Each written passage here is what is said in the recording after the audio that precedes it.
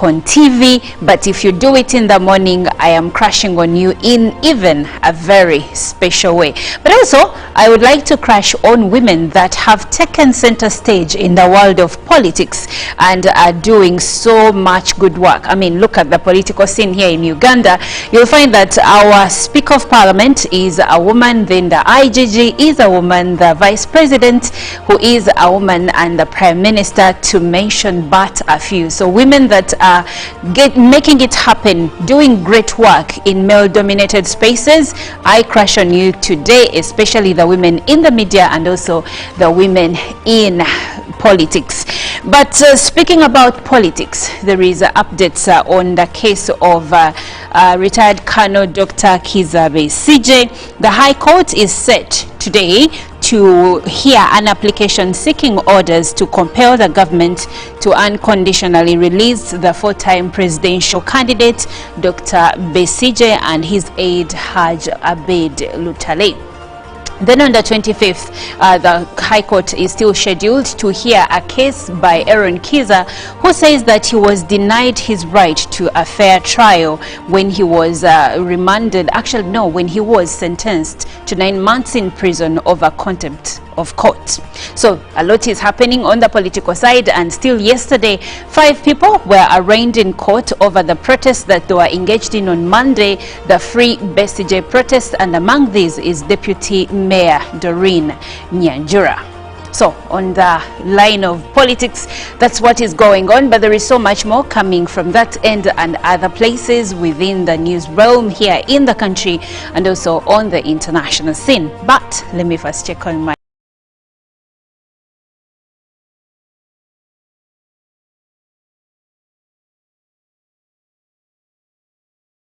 colleagues, and then we'll get into that.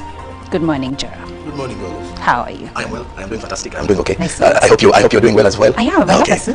You But you mentioned Woman Crush Wednesday. Wednesday is here, and I'm going to be crushing on women that are married to politicians because it's not an easy kind of experience, I should say, with what I have seen, not only in Uganda but then also across the entire continent, even globally. Yes. Being married to a politician, there is a lot that happens in that political space, where as a woman you also have to grow a thick skin. At times you even become a politician or you become a decision maker, because now you are the same person who is, let's say, massaging this politician. You're the same person who gives him some bit of the ideas when things go astray. You're the one who sees him frustrated when the rest of the world sees so in terms of political persecution, it's still you who is going to be there, nursing the wounds, suffering.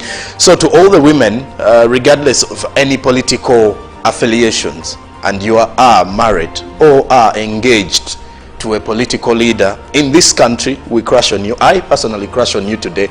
I kind of think that you're among the strongest pillars this country has. It's never easy. You know, they say behind every successful man. So today, let's say behind every successful politician, there's a great woman of noble character. But then also on the good side of things, yesterday the Ministry of Health released 8 survivors of the Ebola Sudan virus, meaning that now it is under control, according to the minister, while releasing these people to take them back into the public or into the community, because they were isolated, they had gone for treatment, and they finally beat Ebola. And so it is good news, especially when it comes to our response to such epidemics. We've been responding well with dealing with Mpox, and if at all we also have this good news from Ebola, then we are good to go. Yes, we are good to go. Well, Julie, how are you this morning? I'm well. Good morning, Olive. Good morning, Paul. You've made a statement that I'd rather say otherwise. I beg to be corrected, but I think I'm right. When they say behind every successful man, I said besides every successful man. Why should we be behind? Why should we be behind? Why should we be behind? Good morning to the viewer, and every morning means that it's new mercies, new opportunities, and a chance to move forward and leave the past behind and focus on what's ahead of you. And she said besides, not behind. Besides. Even Uncle Bob is not happy or impressed. I'm not so sure about Uncle Bob, but besides every successful man, there is a woman. Besides every successful politician, there is a woman. And likewise, I believe when a man supports a woman to thrive in her field, that means besides every successful woman, or besides that successful woman, there is a gentleman holding her hand and pushing and encouraging her to be better at her craft. And on that note, as Olive celebrated all women who are in the media space, allow me celebrate mothers on this Wednesday. Allow me celebrate mothers, because I mean, yeah, for mothers it's a lot. It's a lot. Some of them are single, they are the men, they are the women, and it takes a toll on them. But looking into the stories indeed that are making rounds, you did address the story of Dr. Kizza Besigye appearing in court today, or you know, for a discussion on of him being released.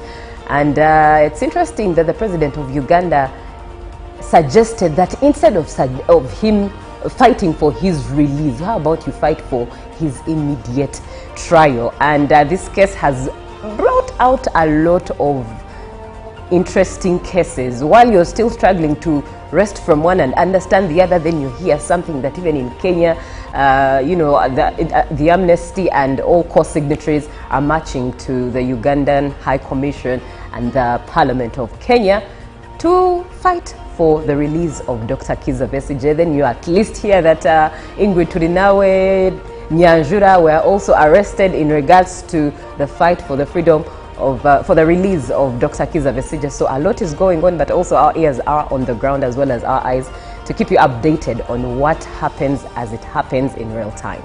Yes, as it happens in real time. And still on what the president said in his statement regarding the release of Dr. Kizza Besigye, he did say that instead of asking why he is remanded, why don't we ask ourselves why was he arrested?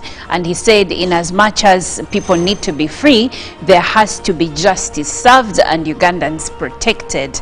That's according to a statement that the president made on his X handle. Now, Robert, good morning. Beside you, there is a woman. Is she pushing you to be successful today? Good morning, Olive. Hope you're fine, and of course our viewer. Now, I'll begin with the Kizza Besigye. I'm not a lawyer, but at least I do research, I consult experts, and one lawyer tried to interpret for me the Supreme Court ruling. There is nowhere the Supreme Court ruling mentioned immediate release. It talked about transferring the cases from the General Court Martial to other courts of jurisdiction. It never said anywhere that we immediately direct release of civilians being tried in the court martial. It talked about transfer these cases there. Now, this release thing, how it came in is something I'm also yet to understand more. But at least for the legal minds I've consulted and have taken me through this in interest of journalism, have all interpreted this to me that yes, it said transfer. And I think we all want justice, but justice must be expedited. And the challenge we always have is our courts. There is either case backlog, there is something, because if you could expedite cases, then I don't see why people would have worries. So this speaks so much to the judiciary and government at large. If these cases are expedited, if someone is guilty, evidence is produced in court, then the world accepts and it's okay, let them serve their sentence.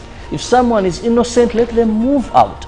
So this is where I find the problem as a person. How can we expedite this process? But going to the stories, this is a story that touched my heart, where ulcers and UTIs are affecting students' performance in Teso sub-region. Now, a research carried out by Maristops, Uganda, indicated that many of the students are not able to perform very well because they have ulcers. And one of the headmasters of one of the schools where the sampling was done said that these kids predominantly feed them on beans. Now, beans, according to the headmistress, actually, she said, contain some acid. Now, if this is what they eat regularly, and sometimes some of them may abstain from eating posho and beans, then they will definitely develop ulcers. Now, if they have become that critical that they are even affecting their performances, I think it's something that we should think broad about. Indeed. Robert and Julie, please take us through the local news. Well, the Speaker of Parliament, Anita Among, requested for an update to Parliament on the implementation of the Supreme Court ruling and steps taken to address the ailing health of Dr. Kizza Besigye. Anita Among challenged the continued detention of Dr. Kizza Besigye, rendering it as an injustice which may attract unpleasant situations. Minister for Justice and Constitutional Affairs Norbert Mao informed the House that the hunger strike was a measure of protest by Dr. Kizza Besigye, which contributed to his poor health. Minister Mao outlined the steps government has taken to implement the Supreme Court judgment, and Mao accused the legal representatives of Dr. Kizza Besigye for politicizing the situation by delaying to extract the decree of the judgment. The Speaker found Minister Mao in violation of the rules, shifting the blame to Dr. Besigye's legal team. Mao disclosed that the process of transferring files from the court-martial to civilian courts is in its advanced stages, but some MPs challenged Minister Mao on the delay of the implementation of the Supreme Court's in its advanced state.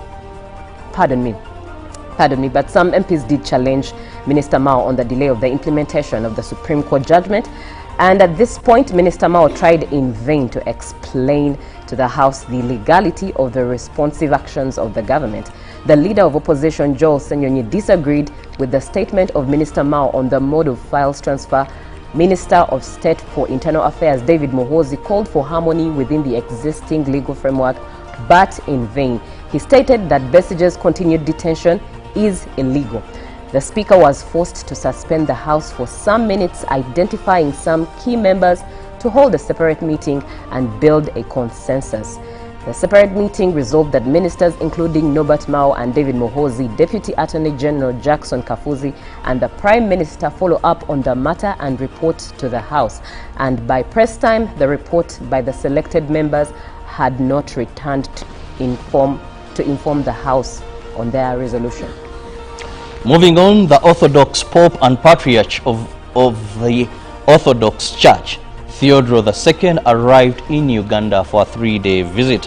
He was received by the Archbishop of the Orthodox Church in Uganda, Jeromas Muzei, the Ambassador of Egypt to Uganda, bishops, members of Parliament, and many other followers. He addressed the media in Greek, and it was translated to English. The Patriarch addressed the media and thereafter moved to State House Entebbe to meet His Excellency. The Patriarch expressed concern over the increasing insecurity in the Arab world and Africa and prayed to God for all wars to end. The Archbishop of the Orthodox Church in Uganda, Jeromas Muzei, commended President Museveni for the stability in the country and for his support of the Pope's visit. The chairperson of the organizing committee and member of Parliament for Remiyaga, Theodore Sechikubo, expressed that the Patriarch's visit brings hope to everyone. The Patriarch, Theodore II, will spend 3 days in Uganda, visiting areas such as Remiyaga in Sembabule, Gulu and Jinja, where he will conclude his visit. Naturinda Segirinya, widow of the late Honorable Muhammad Segirinya, has announced her support for NUP colleague and lawyer Elias Nalukola in the upcoming Kawempe North by-election.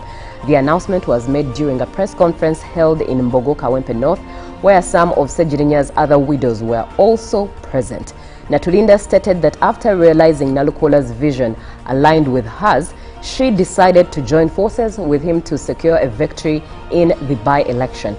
The widows of the late MPs also expressed their unity and support for the initiative, emphasizing the importance of continuing Segirinya's legacy. In a symbolic gesture, Naturinda handed over manifesto books previously used by the late Segirinya during his tenure as MP. She affirmed that these documents contain strategies that should guide Nalukola's campaign. And receiving the manifesto, Nalukola praised the unity demonstrated by Naturinda and her colleagues, vowing to uphold Segirinya's vision. The supporters also reaffirmed their commitment to working together to win the trust of the people of Kawempe North. Furthermore, they condemned the recent arrest of the NUP leader of mobilization, calling for justice and fairness in the political space. The Democratic Party has unveiled Henry Kasaka Mubiru as their flag bearer in the upcoming Kawempe North by-election set for March 13th. While unveiling the candidate, DP President Norbert Mao said he is going to negotiate with the NRM party for their candidate Hajat Farida Nambi to step down in favor of the DP candidate. Politics in Kawempe North by-election is shaping up, with political parties completing to select their flag bearers. Uganda's oldest political party, Democratic Party, unveiled its candidate, who said his main purpose is to fix governance challenges and restore democratic principles in Uganda. He is a trainer and a facilitator of leaders, worked at the Interpolitical Organization for Dialogue, the IPOD, as a program manager. He is also a founder of Uganda Youth Network and a member of Buganda Kingdom Parliament, Luchiko. DP President Norbert Mao said he will negotiate with NRM so that they have a sole candidate for NRM and as well as DP. He will join the race with National Unity Platforms, Elias Narukola, NRM's Hajat Farida Nambi, FDC's Muchibi Sadat, alias or also known as Khalifa Aganaga, and others will contest as independents. Interesting news coming in from the local scene. But now looking at the news across the borders from Africa, Donald Trump has taken aim at Ukraine after its president Volodymyr Zelensky said it was a surprise that this country was not invited to peace talks in Saudi Arabia to end the Ukraine war. Trump said he was disappointed by Ukraine's reaction and appeared to blame Ukraine for starting the war, saying the country could have made a deal. The war in Ukraine was sparked by a full-scale Russian invasion almost 3 years ago. His comments came after Russian Foreign Minister Sergei Lavrov said his country won't accept peacekeeping forces from NATO countries in Ukraine under any peace deal, following talks with the U.S. Secretary of State Marco Rubio in Saudi Arabia.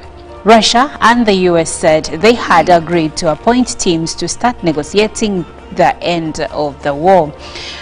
Speaking to reporters at Mar-a-Lago, Trump was asked by the BBC what his message was to Ukrainians who might feel betrayed. I hear that they are upset about not having a seat. Well, they have had a seat for 3 years and a long time before that. This could have been settled very easily, he said. You should have never started it. You could have made a deal, he later added. I could have made a deal for Ukraine, he said. And moving on, Pope Francis has pneumonia in both lungs, this according to a statement by the Vatican. Pope Francis has developed pneumonia in both his lungs and his condition remains complex, the Vatican says. The 88-year-old has been suffering from a respiratory infection for more than a week and was admitted to Rome's Gemelli Hospital on Friday. The follow-up chest CT scan, which the Holy Father underwent yesterday afternoon, demonstrated the onset of bilateral pneumonia, which required additional drug therapy, this according to the Vatican. It said lab tests, a chest x-ray, and the Pope's clinical condition continue to present a complex picture. Despite this, the Vatican said the pontiff remained in good spirits and spent the day reading, resting, and praying. Pope Francis also expressed his gratitude to well-wishers and asked them to pray for him. Before his admission last week, the Pope had bronchitis symptoms for several days and he delegated officials to read prepared speeches at events. He had been due to lead several events over the weekend for the 2025 Catholic Holy Year, which runs through the next January. However, all public events on the Pope's calendar have been cancelled through to Sunday. On Monday, the Vatican said that doctors had changed the Pope's drug therapy for the second time during his hospital stay to tackle what at the time was thought to be a polymicrobial infection of the respiratory tract. And lastly, the United Nations has called for calm as it reported deadly clashes in South Sudan have killed civilians and wounded a peacekeeper. Fighting broke out between the South Sudan People's Defense Forces and armed youth in Nasil in Upper Nile State, which borders Sudan, on February 14th and 15th, the UN mission in South Sudan said in a statement on Monday. The oil-rich but impoverished nation, which achieved independence only in 2011, is plagued by instability with frequent clashes and political infighting. The UN did not identify the armed groups that clashed with the SSPSF, a national military force led by President Salva Kiir, head of the country's unity government. The statement said some fighters used heavy weaponry, which has reportedly resulted in deaths and injuries to civilians as well as armed personnel. It did not give any details on the number of people hurt, but added that a UN peacekeeper on a scheduled patrol was wounded during mortar shelling. Nicholas Haysom, Special Representative of the UN Secretary General and head of UN mission in South Sudan, called for an immediate end to the violence. Well, with that, we come to the end of our international news. We have more in the press. And well, in the press, we start off with what the New Vision is highlighting. With the New Vision, Museveni speaks out on Besigye's detention as prisons give update on opposition leaders' health. And then also, still with the New Vision, the DRC conflict, UPDF deployed in Bunia, and then finance issues staff budget guidelines ahead of the financial year 2025-26 as Pope Theodoros II lauds the cordial ties. And then UK prosecutors pin Justice Mugambe, and also in the obituary, ex-IGP Odomel dead. Now, 7th finance official remanded over the 60 billion haste. Now then also on the Daily Monitor, Museveni among fuel Besigye debate, the piece of advice, a third arm of government yesterday joined the voices calling for the release of Dr. Kizza Besigye from military detention, with Speaker Anita Among speaking at Parols with President Museveni on hunger strike. Now the UPDF deploys in DRC town and Bunia, and then in the homes perspective, understanding land surveyors work, find more in there. Now empower her, leading with purpose. There is a report and a story of women driving change for a balanced future. That is also in the Daily Monitor. Now, lastly, from our press review, the Daily Nation in Kenya says playing with fire, diplomacy, warring group accused of massacres has been sanctioned by the US. Now, at the front page of the Daily Nation, President William Ruto, when he held talks with the Sudanese Rapid Support Forces leader in General Mohammed Hamdan Dagalo at State House in Nairobi on January 3rd last year. Now, PM talk, Raila keeps Kenyans guessing on his next move. And then in matter security, fake ID card and Shabab suspects and abductions bid on foreign workers. Then there is also a story of a man getting 150 years in jail for strangling his 3 children. And then also revealed in the Daily Nation, cost of keeping a student in a secondary school for a day in Kenya. You can find more about that still by getting yourself a copy. And that does it for our press review this Wednesday. Now, today being Women Crush Wednesday, we give you a song still by a woman. Now, this next one comes from her album, I Am Sasha Fierce. That is Beyonce, the 35 Grammy Award winner. She has 35 Grammy Awards. Well, enjoy Hello. Let's take a short break. We'll be right back. And when we do come back, we'll be having a conversation regarding issues to do with addiction in the country. Live from UPC Studios in Kampala, this is Good Morning Uganda.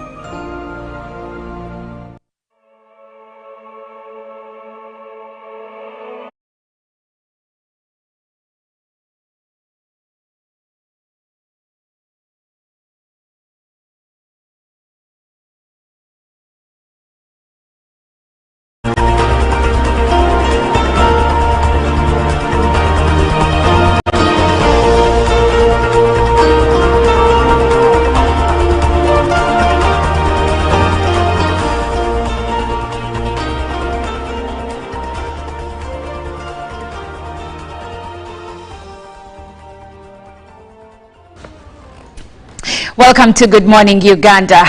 Olive Monica is my name, and I am on this ship with Jerome Paul Sonko, together with Robert Chirabo Nyonyitono and Julie Mosisi back in Studio B. Together we start this day. Today is Wednesday. We normally crash on women on every Wednesday. Today I'll be selfish and crash on women in the media, especially women that work on the morning shows. Yes, I will put myself there. But anyway, I am crashing on you, leaving home very early in the morning to go to work and ensure that Ugandans are served. So whether you work on radio, whether you work on TV, but if you do it in the morning, I am crashing on you in even a very special way. But also, I would like to crash on women that have taken center stage in the world of politics and are doing so much good work. I mean, look at the political scene here in Uganda. You'll find that our Speaker of Parliament is a woman, then the IGG is a woman, the Vice President who is a woman, and the Prime Minister, to mention but a few. So women that are making it happen, doing great work in male-dominated spaces. I crash on you today, especially the women in the media and also the women in politics. But speaking about politics, there is updates on the case of retired Colonel Dr. Kizza Besigye. The High Court is set today to hear an application seeking orders to compel the government to unconditionally release the four-time presidential candidate Dr. Besigye and his aide Haj Abed Lutale. Then on the 25th, the High Court is still scheduled to hear a case by Aaron Kizza, who says that he was denied his right to a fair trial when he was when he was sentenced to 9 months in prison over contempt of court. So a lot is happening on the political side, and still yesterday 5 people were arraigned in court over the protests that they were engaged in on Monday, the Free Besigye protest, and among these is Deputy Mayor Doreen Nyanjura. So on the line of politics, that's what is going on, but there is so much more coming from that end and other places within the news realm here in the country and also on the international scene. But let me first check on my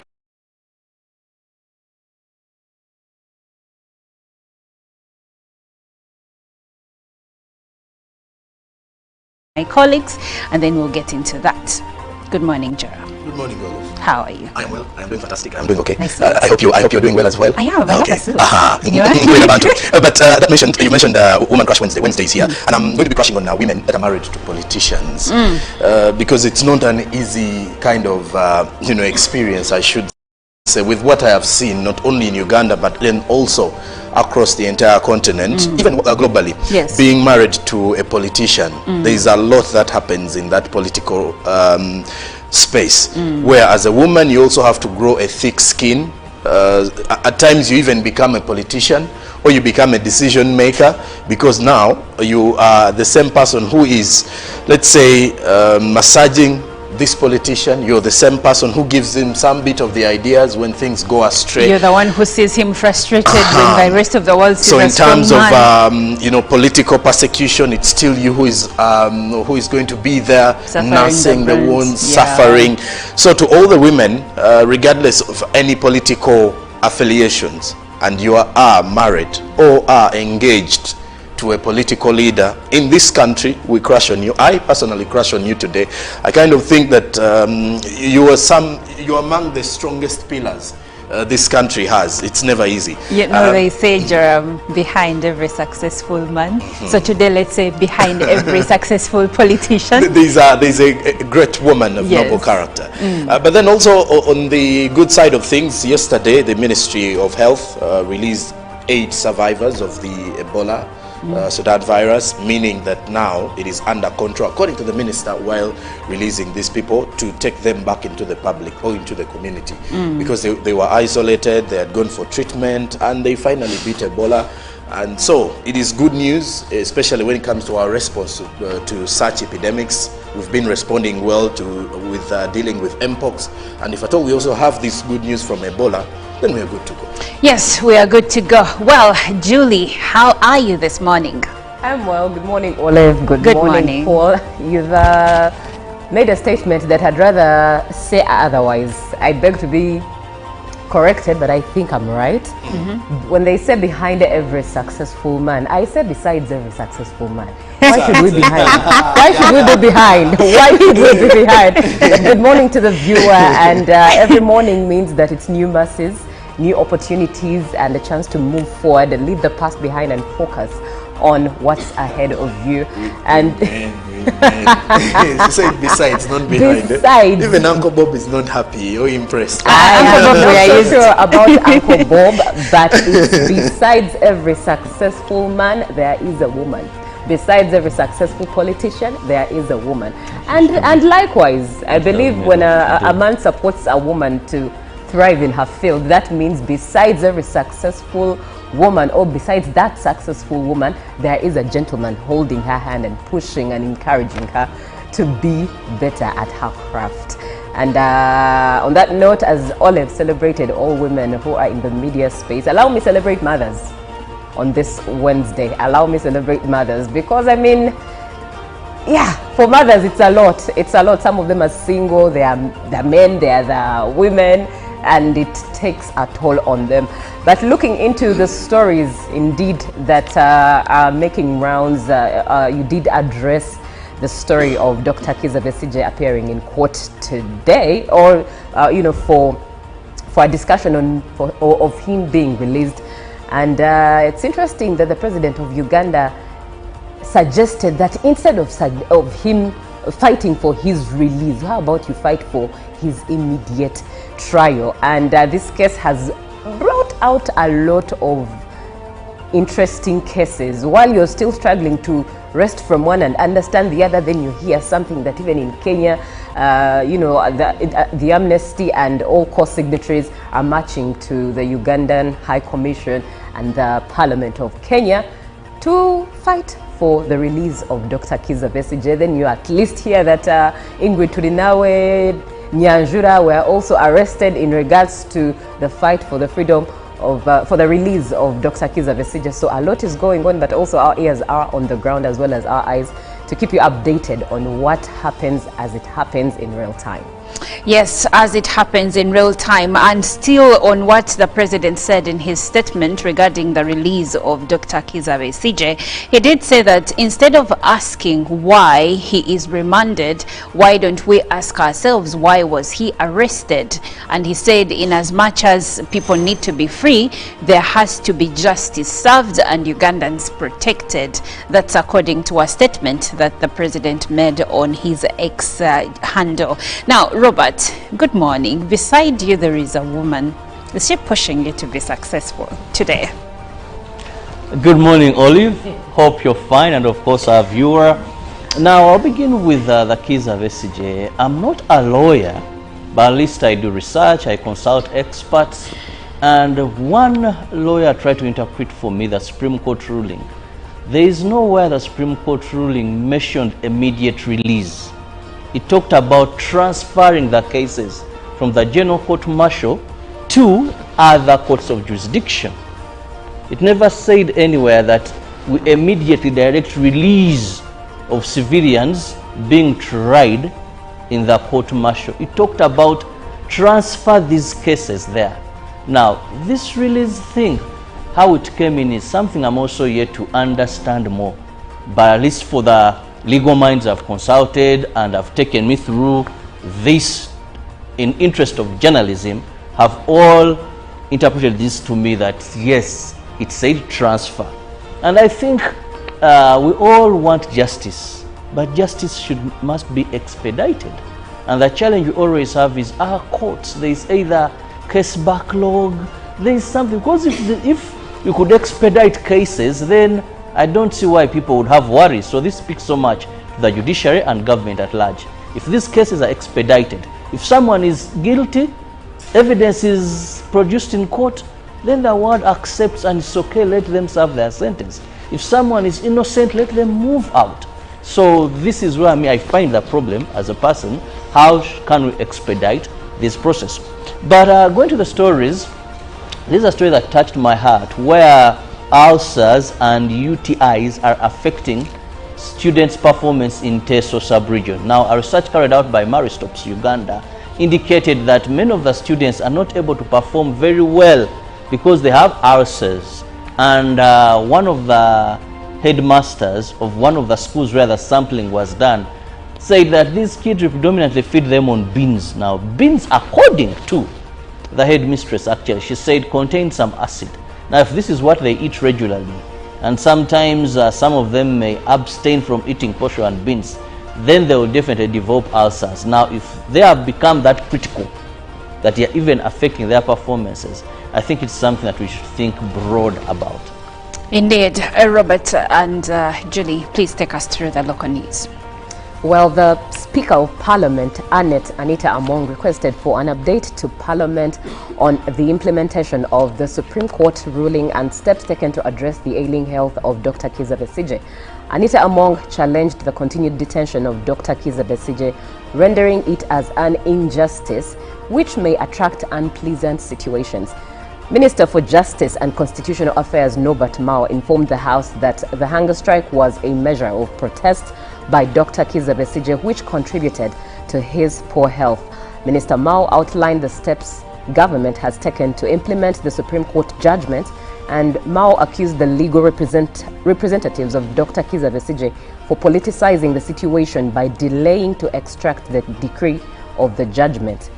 The Speaker found Minister Mao in violation of the rules, shifting the blame to Dr. Besigye's legal team. Mao disclosed that the process of transferring files from the court-martial to civilian courts is in its advanced stages, but some MPs challenged Minister Mao on the delay of the implementation of the Supreme Court's in its advanced state. Pardon me, but some MPs did challenge Minister Mao on the delay of the implementation of the Supreme Court judgment. And at this point, Minister Mao tried in vain to explain to the House the legality of the responsive actions of the government. The leader of opposition, Joel Senyonyi, disagreed with the statement of Minister Mao on the mode of files transfer. Minister of State for Internal Affairs, David Muhoozi, called for harmony within the existing legal framework, but in vain. Are people who only look for therapists, private therapists that help them in the entire rehabilitation. But besides that, Olive, when you look at the limited funding that we now have, minus the government coming in, we also need to look for other donors, because this is a very alarming situation. I've been looking at a report here as of January 2024, when they were showing that besides even drug abuse, when it comes to substance abuse, which is also something that has our alcohol consumption rates increasing, it shows that in sub-Saharan Africa, with an earlier study, that 39.1% of children aged 12, and then young boys and girls in their early 20s, so it's like 12 to 24, that age bracket, most of them use substances regularly in this country. Now, substances in many forms. Today, in bars, there is a very common substance called ice that many young people are overusing. And it's very common. It's a conversation that many people will tell you that, hey, I'm on ice. Some people kind of think it is cool. However, it is a legal substance because this is not supposed to be in the market. But however, many young people use these substances because they find it cool. So when you look at this report, it does not put us in the best way for us to be paying less attention to the fact that we are now in a crisis when some of the rehabilitation centers in the country are closing down or are, limiting the services they are offering simply because of the low funding they are getting. And then also it opens a conversation on our health sector and how it handles mental health related issues. Because this is now mental health related. Yes. You are dealing with addiction, you're dealing with rehabilitation. And many people are struggling with so many issues to do with mental health, and at times it's not even because of the substances they are using. It's way beyond that. There is a trigger that gets them onto the substances. The substances are an escape. An escape, because one, you're feeling like you're depressed, or you're feeling like there's something you're battling with, and you have no one to run to. Or if you run to the hospital, at times not so many of the health experts will understand your situation.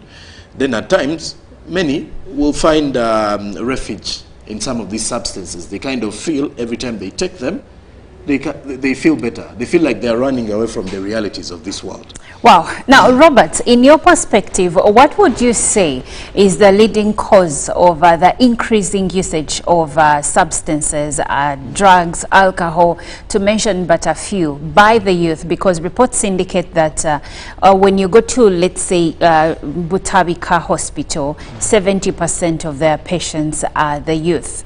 And what they are grappling with, drugs, drug abuse and substance abuse and alcohol. So in your own opinion, what is leading to this increase of substance abuse by our youth? First, I want to say peer pressure. Because when you look at a number of these students or these youth that we're talking about, many learn such things from schools. These are facts we must speak about. I've spoken to a number of addicts and they will tell you, I first took this when I'm in school. And a child in school, by then when you ask them, would we say it was poverty? Would we say it was stress? They'll tell you, I had a friend, I wanted to feel cool. It was the way things are happening. Today, Joram has just mentioned one of the dangerous drugs or substance on market. That is ice.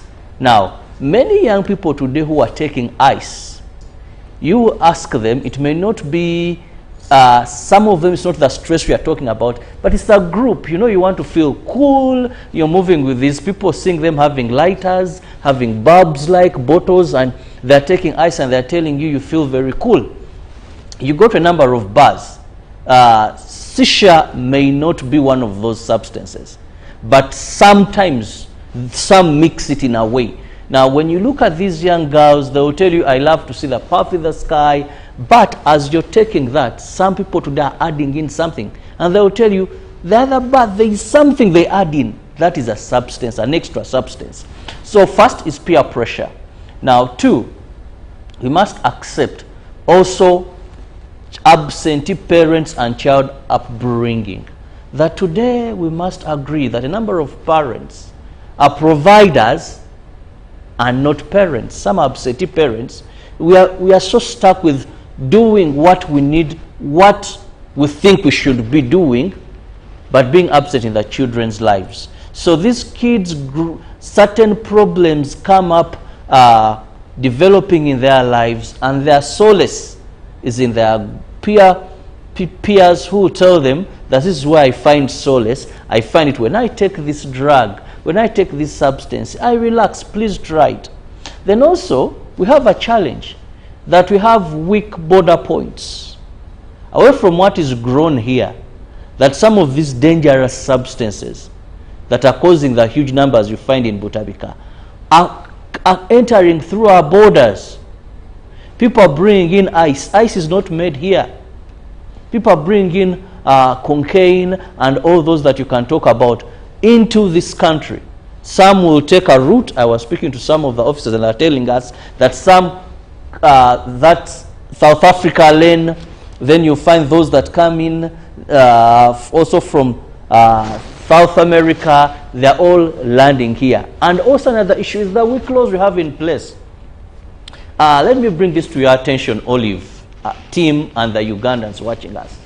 I remember very well we have a law against card, isn't it? Card. Mairungi. Not so. Yes. Tell me, to be honest, Olive, if a young man wanted Mairungi, let me use the common known word, is there a scarcity for you to find it because you have a law against it? Even now as I'm speaking, go to Chisenyi. On the streets as cars are moving around, what is illegal in this country is there. Go anywhere, there is no, we don't have enforcement. The drugs we are talking about, we have weak laws, we have porous borders or weak border points, we have now the issue of parenting, then we have peer pressure. So when we bring all these together, you find that you have a problem. And finally, I must say, we lack counselors, or you call them therapists, that are freely available, that people can go to, because some youth are engaging in this because they are looking for where to find peace. They need someone to share with. They're discovering the world, and there is that absence. Today you find, why are you seeing so many people in the born-again churches away from confessing Christ as their Lord and Savior? It's a form of therapy. It's a home of therapy. That when this young man stressed all this, when a pastor preaches and talks about, so they feel there is some healing that is giving them. So we are lacking such, Olive. Wow, and I can't agree more, Robert. You are right there. Like Joram and you put it earlier, there are triggers, and this could be in terms of poverty. We cannot really overlook that. A lack of jobs for the youth, there is that too. And then family problems. Some of them will tell you, when my parents had a divorce, it affected me, and before I knew it, I was taking something to ease myself and ease my nerves. But one thing I've had therapists say is that it will give you short-term relief, but you're going to have long-term issues. So if you are contemplating using a substance to calm your nerves, to feel better about the present situation, unfortunately, there will be more price to pay in the long run. And I think this is where the youth need more conversations to be had with them. So that's where I come back with you, Joram. Let's look at long-term solutions. We have looked at, he talked about the law against cards that we once had. That didn't stop the sale of cards. I mean, when you go to Kisenyi, you're going to find it as a merchandise being sold by traders over there, and the youth taking it. So since we have the law, how do we ensure that we continue to rehabilitate our youth? How do we ensure that we have policies and legislative reforms that can enable our youth to stay safe from substance abuse? I think we need to also look into our reintegration procedures. Do we monitor to see how these people are coping up? Because after the rehabilitation, you've taken these people back into society. And at times, the chances are you might have been so quick to reintegrate them. Or chances are they never healed, and they were just going through the rehabilitation minus knowing what will happen afterwards. And so healing is not linear. You can't say, it's not like malaria that you will heal immediately and the doctor can easily say, now this one is done. Mental health is different. So it's different. And how do we follow up on these cases? Because after this person is done with rehabilitation, are we following up, let's say, in a period of, it can be monthly or annually, to see if at all these people are doing okay, are they fine? And then on the other side, I think there's we need to have some intentional collaboration. Unfortunately, I would have said NGOs, because these have been at the forefront of enabling communities to work towards a certain goal or agenda. However, with if you remember so well, after the pandemic, we saw a number of non-government organizations closing down in Uganda, meaning we have few, and others are prioritizing certain issues. Back in there? Yeah. Oh, here? Okay. Here in the country. When you look into the collaborations, why I mentioned intentional collaborations, I did also mention that government needs to do the to add on the funding, but however, it might not have enough. So meaning the collaborations may not entirely be around NGOs, but then also private sector, and then also with the communities. Because now communities are the ones harboring all these people. Yes. They are the people harboring the ones that bring in the substances. There are people, communities, what is harboring the substance abusers. So how do we identify someone dealing with a substance? How do we identify the healing bit of things? So the government needs to open up room where the communities help and support these people. And then on the side of the community, or let's say us ourselves, when we are residing in areas where we do have these dealers or people struggling, and we can help in one way or the other, it may not be possible if at all you're dealing in an area where there are drug abusers who are so violent, but there are areas where you can easily see that this person needs help. Yes. We also need to help and be supportive. Okay. Well, thank you, Jerem. And Robert Chavo, coming to you, what would be your parting shots regarding solutions still that we can find in order to ensure that we rehabilitate our youth, but also those that are not yet affected, that they keep away from substances, in a few? First, we know the problem is that these substances are with us. How do we remove the substances? Let's tighten the law. Like we have countries like China and many in the Asian world that have succeeded. Let's tighten the law. 2, we have this problem. Let government appreciate that this is a very big challenge in our generation. I was reading through, and for Uganda, they say 1 in every 5 people is suffering from substance abuse. We just don't know which level this is. So, if that is how big the problem is, and I remember some time back, I think one of the papers brought out a research that was shocking to many Ugandans. All of you remember that? How many people are suffering from mental disorders? So let's provide the funding so that we are able to rehabilitate those, because once they are there, they need rehabilitation to get back on the right track. And for those that are not there, let's ensure we do not allow these substances to be readily available like they are today. Okay, thank you. And as we close, I have a comment from Leah. She says, in the morning, I crashed on women in the media, and she said, I too celebrate you who speak to the public daily. You are smart and gifted with wisdom, known to have conflicts of interest and also end up fighting with the public. I hail your partners who allow you to leave early to work. So this goes to me and you gentlemen. Some people are partnerless though. A need to prevent youth from using drugs or substance abuse by giving prevention information to reduce numbers. Those can visit psychiatrists in government hospitals for support too. That is from Leah. And Omgaga Saurembo in Naweru, Mpyadako Nansana Municipality, says abavubuka abasinga embeera ebasuseeko okugenda kwarampaka amairungi yemmere yaabwe tebakyalya mmere gavumenti muyambe abantu.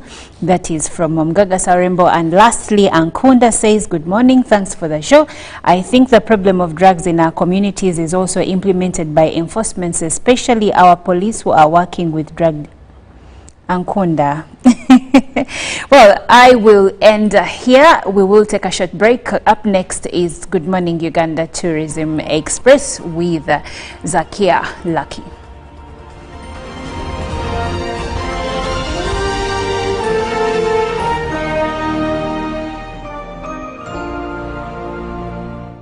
Live from UBC Studios in Kampala, this is Good Morning Uganda.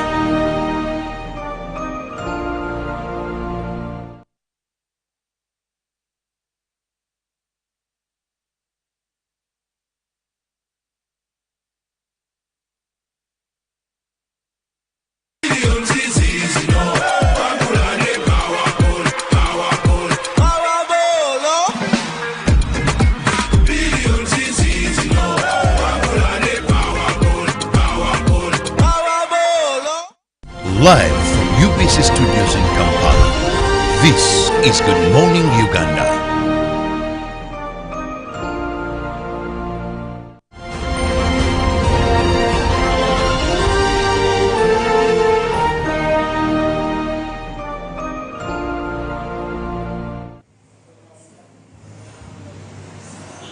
My name is Zakia Lucky and welcome to the GMU Tourism Express. With me, I have the chef who will be telling us why they presented this food the way they presented it. Because I have been in a number of restaurants, but I'm experiencing this for the very first time and I'm curious. So he's going to be introducing himself and telling us why this food was served how it was served. So thank you for being a part of us, and please introduce yourself to the viewers. I'm Chef Alfredo.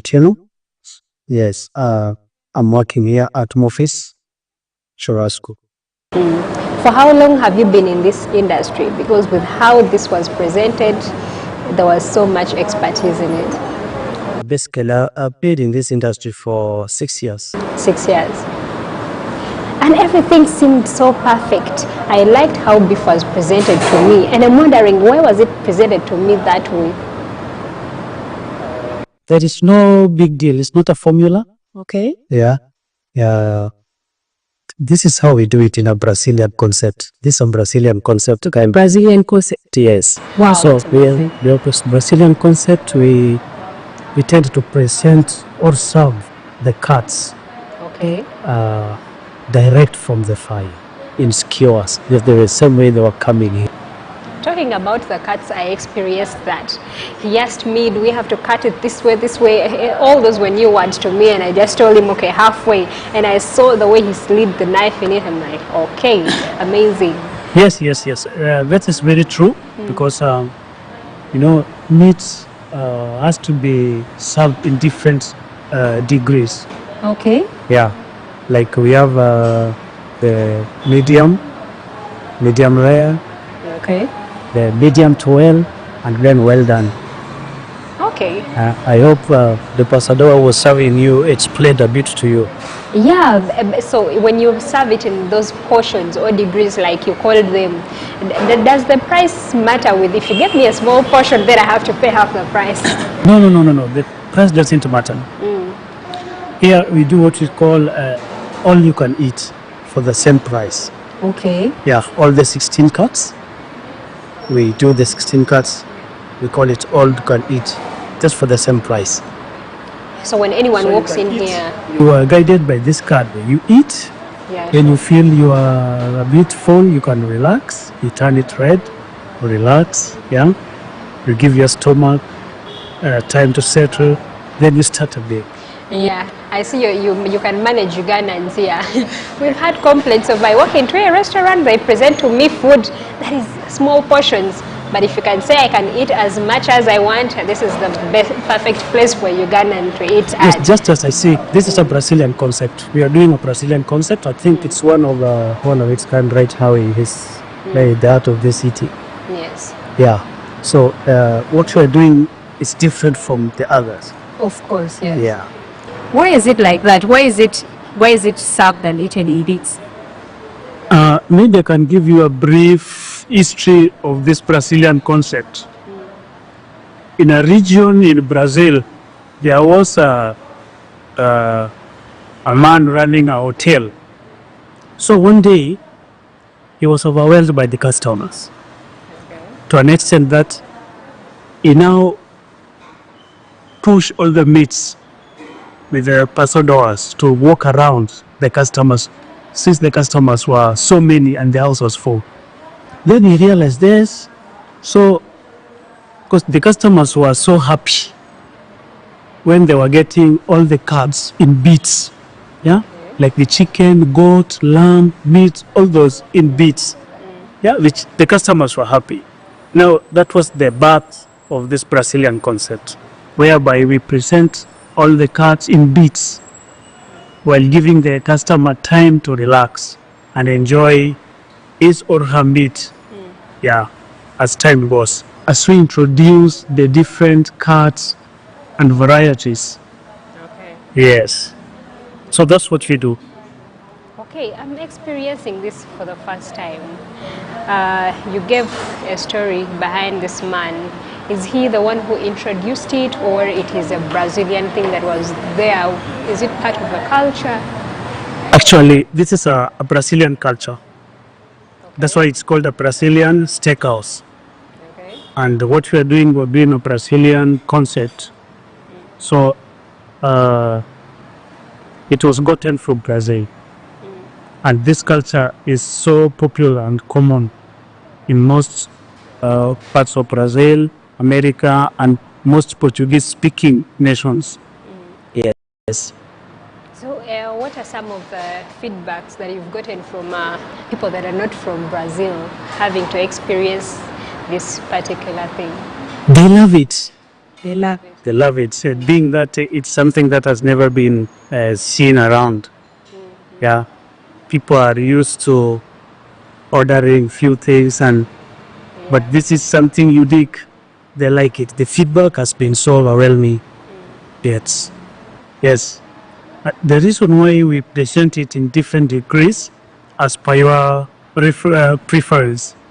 You see that I would say we Africans, we like meat which is well done, that which does not have juice or watery. Yeah. But you see, most of the whites, they like their meats. You will see some taking their meats red, clean black. Yeah. And some has their meats a bit pink. We call that medium well, the pink one. We have the rare, which is red. Yeah. You just want it toast a bit of fire and you present to. It's called rare. Then we have medium rare, which is a bit pink, but has no black. Then we have got the medium to well, which is now trickling juice. Yeah. And then the well done, of which most applicants, they like it well done. Yeah. And maybe to add on it, you are being served a sirloin steak. You chose the sirloin steak. Okay. Maybe I can give you a bit of what the sirloin steak is. Yeah. This, the sirloin steak on a cow, animal. The sirloin steak is basically that part on the topmost, just above the ribs, but on the rear side, somewhere here.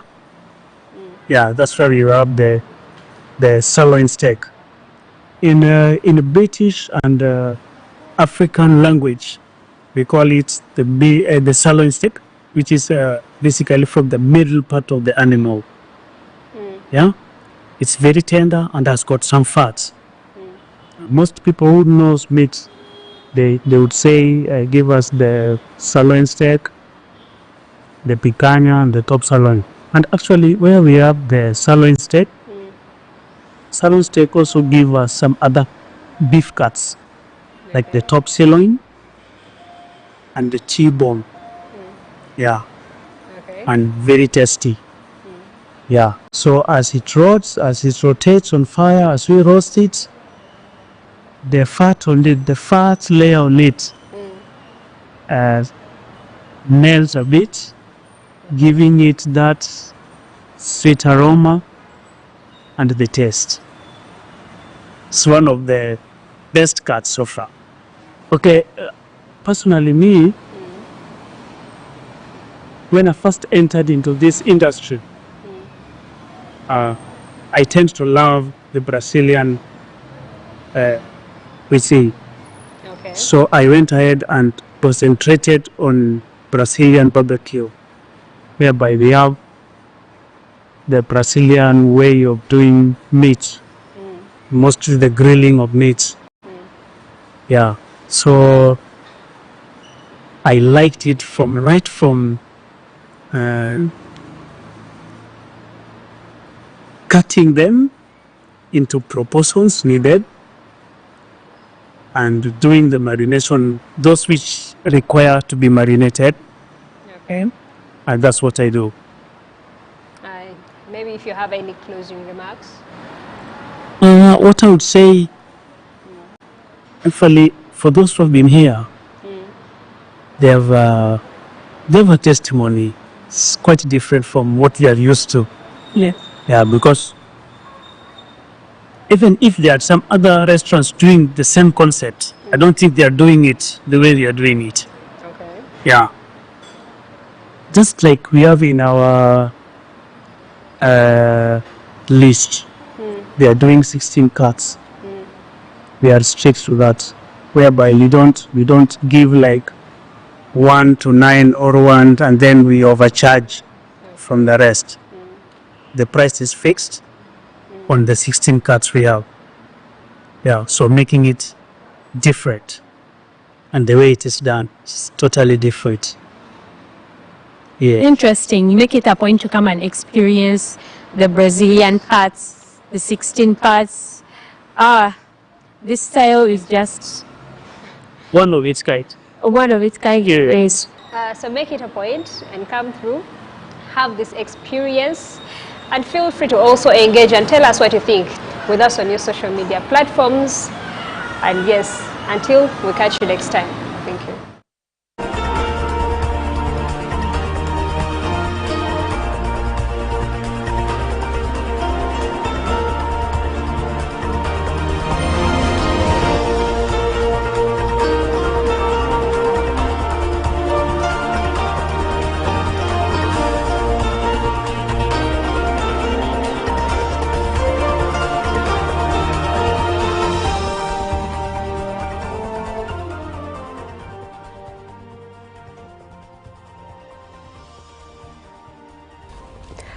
Good morning, Uganda. Welcome back from GMU Tourism Express. My name is Julie F. Nantabamusisi, and looking at GMU business, stakeholders in the energy sector have committed to work together to harness the potential of alternative dispute resolution, a mechanism that encourages the settlement of disputes without resorting to litigation. Now, as Uganda's energy sector continues to grow, it faces numerous challenges that could hinder further development, says Engineer Irene Batebe, the Permanent Secretary at the Ministry of Energy and Mineral Development. Organized by the Electricity Disputes Tribunal, the workshop brought together members of the legal fraternity, members of the Electricity Disputes Tribunal, and energy sector players to discuss the role of alternative dispute resolution in resolving industry disputes. ADR is a popular method that includes mediation and arbitration instead of going to court. Through ADR, lawyers draft legally binding settlements, ensuring clarity and enforceability. As Uganda's power generation grows, so does the potential for disputes.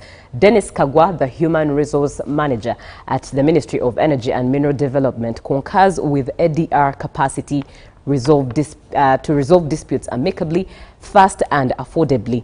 And ADR has been embraced in many industries in Uganda, including consumer markets, energy infrastructure, and financial institutions. And speaking of which, please be reminded that come 1st April, Umeme shall be leaving Uganda. So don't be fooled when it actually happens, because it will actually be the truth. But let's talk matters insurance.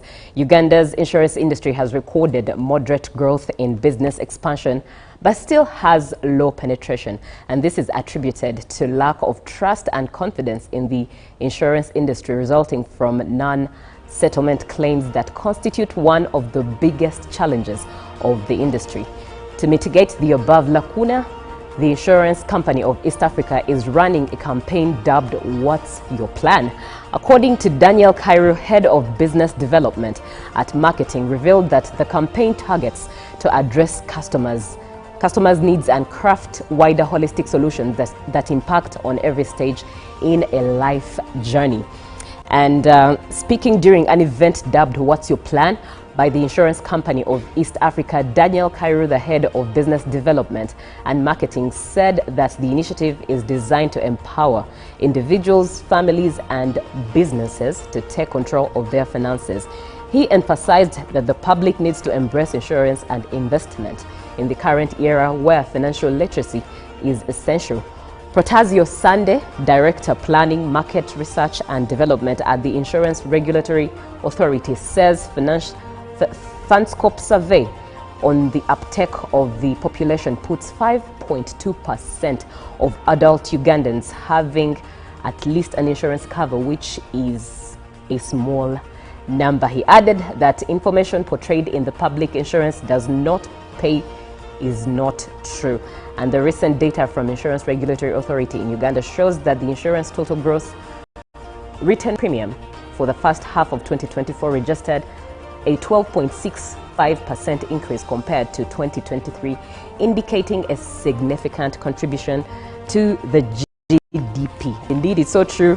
Insurance is still largely a foreign language to most Ugandans, and I believe more sensitization is needed. But let's look at matters budget. Government revises the 2025-2026 budget to 66 trillion Uganda shillings from 57.4 trillion. Now, the Ministry of Finance has issued the second budget call circular indicating that the 2025-2026 national budget has been revised to 66.065 trillion Uganda shillings, which is a 6.049 trillion Uganda shillings decrease from the current budget of 2024-2025, that is 72.136.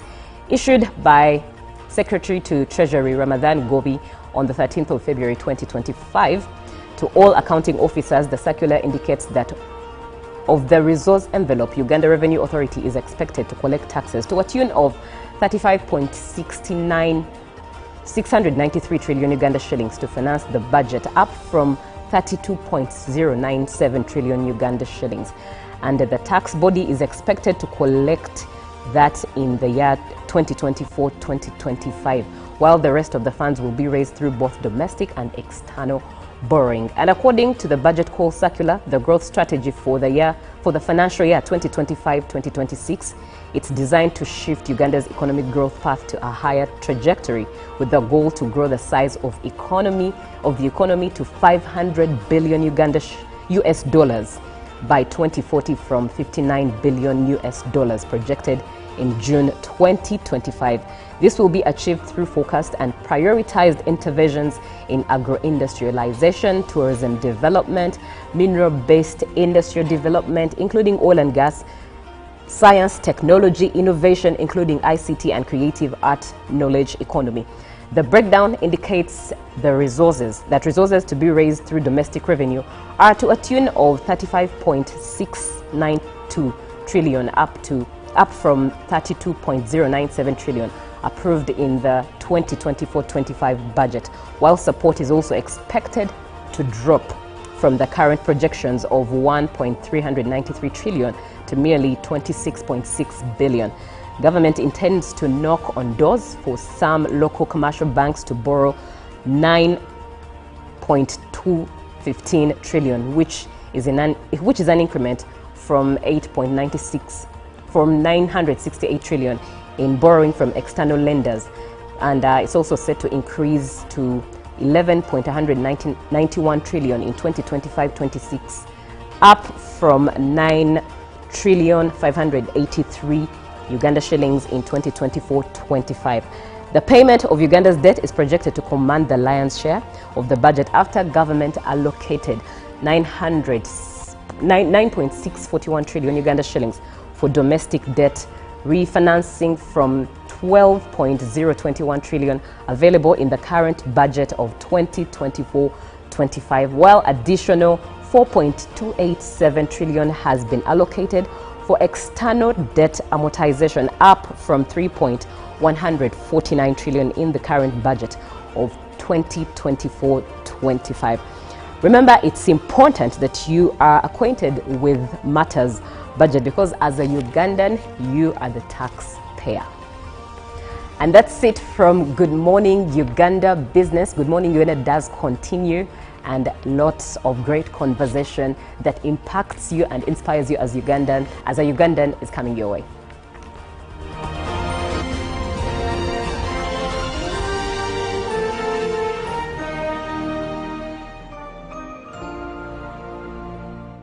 Live from UBC Studios in Kampala, this is Good Morning Uganda. Pick of the day on UBC. Every Wednesday, 10 p.m. on your public broadcaster.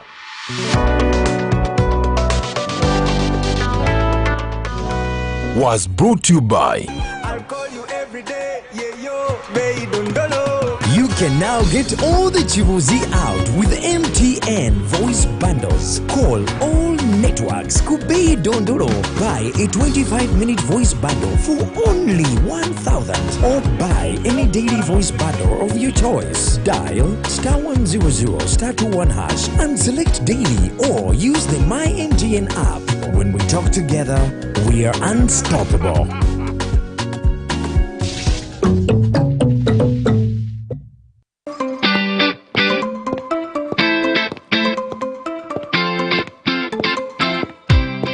International Women's Day is celebrated annually on 8th March. It is a time to reflect on progress made, to call for change, and to celebrate acts of courage and determination play by women. On Saturday, 8th March, Uganda will join the rest of the world to commemorate International Women's Day. The national celebrations will be held in Changwanzi district under the theme Accelerate Action for Gender Equality. The President of the Republic of Uganda, Yoweri Kaguta Museveni, will be the chief guest. Join us for the live broadcast to witness outstanding women receive medals in recognition of their achievements and contributions to the country. Happy Women's Day.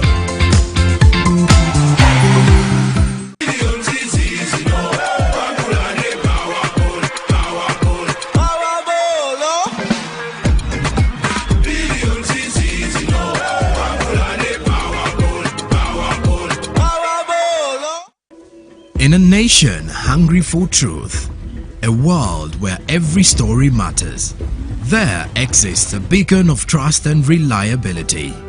For decades, they've been our voice and our window to the world, holding the mirror of our history. With 4 TV stations and 11 radio channels spanning 27 languages, they stand as guardians of information, defenders of truth. With Mascari Heritage Advantage, they uphold every citizen's right to reliable and free information. Their archived stories shaped our past and illuminate our present. Yet now, as new challenges arise and the world evolves, their mission faces its greatest test yet. Be part of our journey and let's navigate the unknown, uncover the untold, and safeguard our future together. Tune into your public broadcaster, for it is the intersection of trust and truth. Because to UBC, your story, every story, and every voice matters. UBC, inspiring Uganda.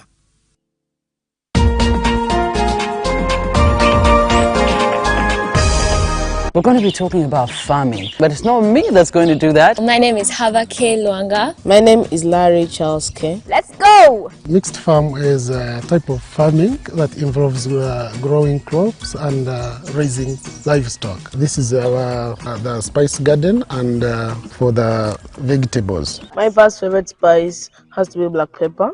What's black pepper in Uganda? Kamulali or mudagavu. What? We're going to talk about the sechunga. We're going to see how big it is, as big as Larry's head. And then we're going to talk about the mangada. So we're going to get there. We have still so many farms to visit, and I would like to hear from you. This is the Little Farmer Show, and we are bringing coolness back to farming. See you!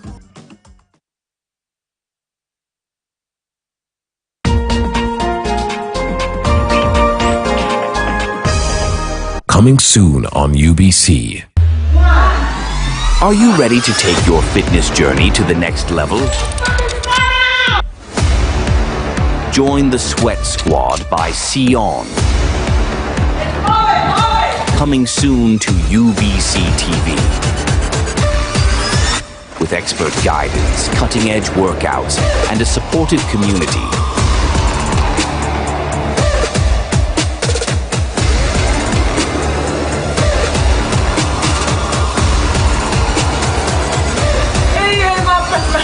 You'll be unstoppable.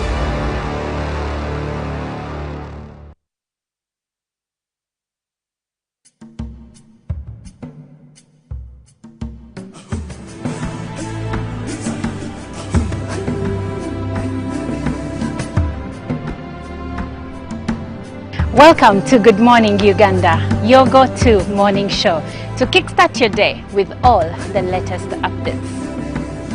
Let's dive deep into issues that matter most to you. In a world of stories waiting to be told, the headlines are your guide. Navigate the currents of news and knowledge with our daily updates of newspapers. Stay informed, stay empowered. From the roar of the crowd to the thunder of victory, witness the drama unfold with our sports updates. Whether on the field or in the stands, join us as we celebrate the spirit of champions. Rise with Good Morning Uganda, weekdays from 6:30 a.m.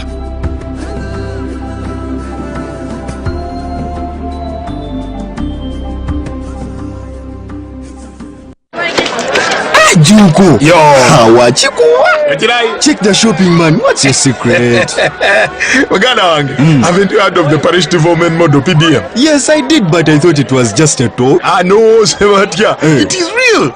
I and a few friends together formed a circle, accessed money from the PDM, invested in a poultry project, and now things are moving.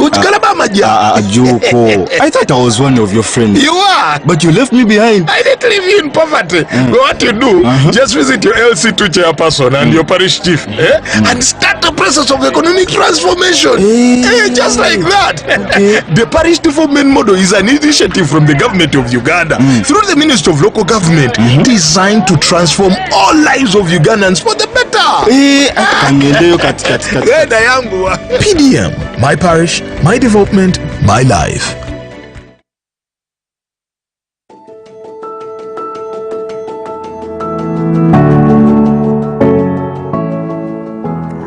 Ekitebe kino ekibiina eki kikatandika 2016 tukaba tuyina obusente buke munonga obwabutakubaasa kutumalira tukaba ntusevinga kandi ntwahura ntwohoza turi bamemba 30 kusya 2021 emyoga yija emyoga kuyizire twahindura mu system eyabirera outside catering twajeta restaurant akoba catering catering yakariyo restaurant twatandika kusevinga kirecho twasevingira he mitwaro nshanjo na gumwe iki twatandikireho ekitebe echo twatandika no kuyayo sente z'emyoga 2021 ukwezi kwa mukaga ebiri kuma kwezi kwa mukaga tuihayo ruti yo kubanza miliyoni 3 hanyuma ya 1 month kutwagarukire batuhereza miliyoni 5 zaba 8 twazishashura twazumara myezi mukaga twagaruka yetu yayo miliyoni 10 twayihaye zindi 10 twazishashura zaba 28 hati tuyini 10 ezituriyo ntwazo meisho niza 38 konka obwa hati cyake go restaurant tuyine miliyoni 58 n'emitwaro 2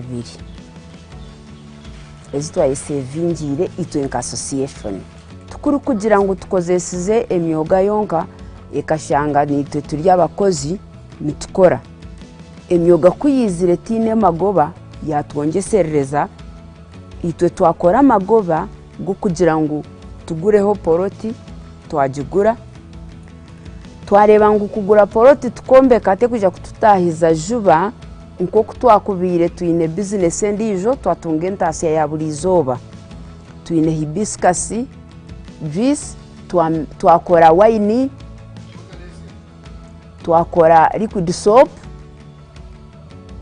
twakora habo jelly ezo zabentasya zeitu nkabantu tuyine na millet flour ebyona ebikutahiza ekitebe eki nukwamagoba garukurugamu omurye bitwamara kutunda twagumiza mu ntombeka poroti yaitu eyekibiina ahabwe emyoga so kindi gambera nti emyoga niyo yatukozesize ebi etakizire tukaba sitine sente tukasitakagizire na kiroto cyo kugira ngo tushubure nkabanya kibiina enju hatukinjire tushakire tukinjire commercial business kandi tucyayombeka nukwe bino nibigumana bireta sente nibizara sente bembezi bwa president Yoweri Museveni.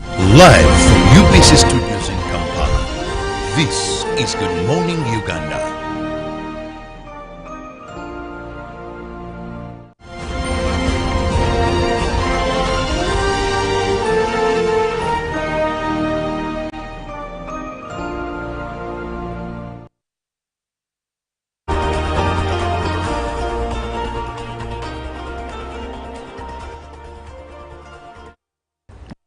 Well, good morning, Uganda. Once again, my name is Olive Monica Najuma. It is time for our agenda segment where we delve deeper into issues of national importance. Now, with 2026 general elections around the corner, we cannot have a better time to talk about elections, getting ready for elections, voters register updates, to mention but a few, than a time like today. And with that, that's why we will be having a conversation conversation with the Electoral Commission and get to know, first of all, what happened during the National Voter Register update. And of course, there was an extension at some point, and the extension ended on the 17th of February 2025. Now, other issues are being raised by Ugandans in the diaspora, saying we have been locked out once again out of the electoral process. Now, I have Electoral Commission here, and I'll be speaking to Mr. Julius Muchunguzi, who is the head of public relations at the Electoral Commission here in Uganda. Good morning and welcome. Good morning, Uganda, and good morning to all the viewers of UBC. I am very happy to be here.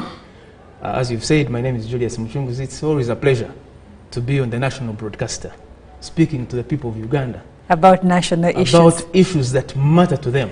Okay. And reaching every corner of the country. All right. Thank you for having me.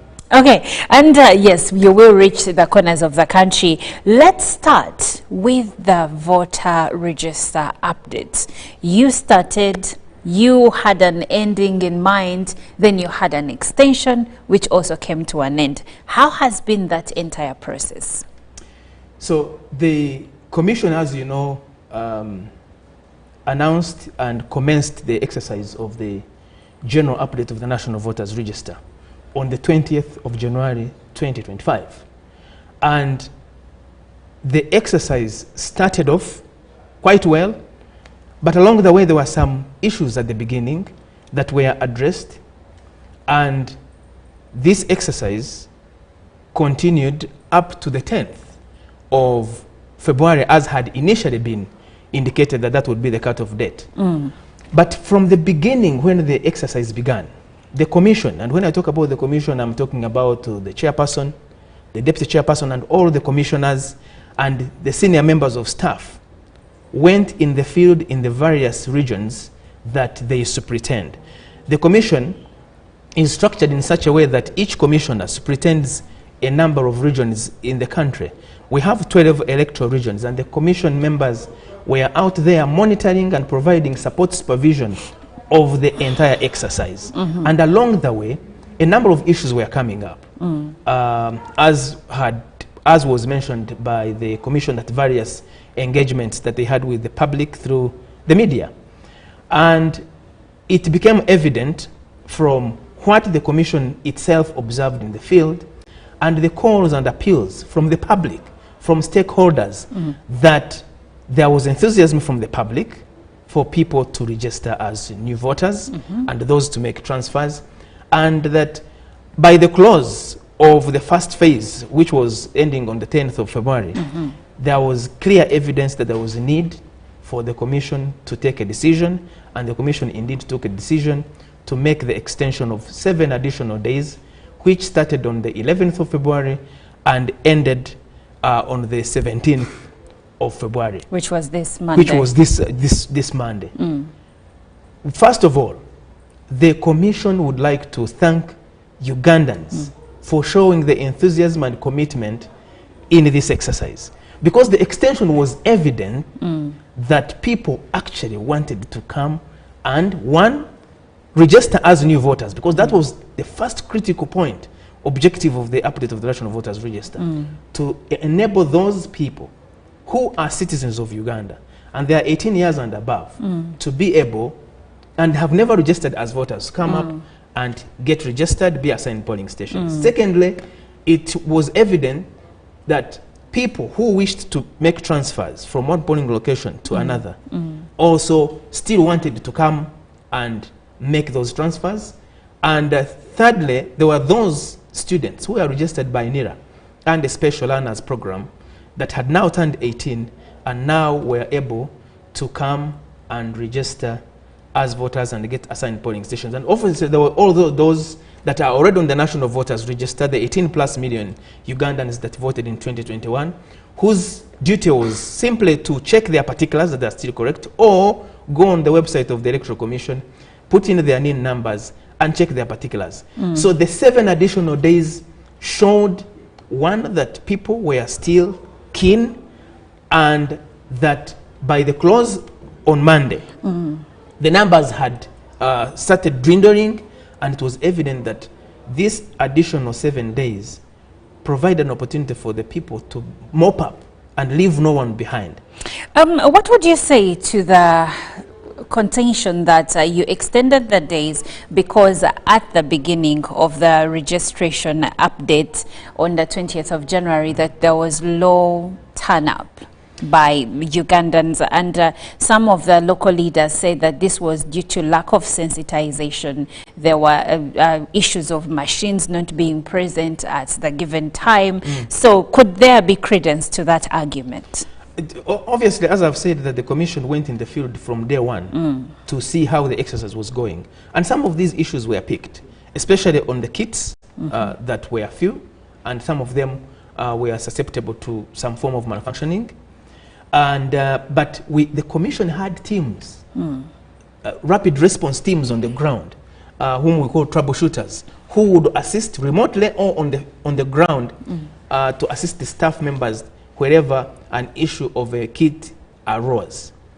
But also, you know, this exercise of the update of the National Voter Register was not a mass registration exercise, and that is the point that the commission has been emphasizing, that this wasn't a mass registration exercise, because already there are over 18 million Ugandans that are already on the voters register. So for those, theirs was simply to check that their particulars are correct, if they have any reason to think that there was any problem.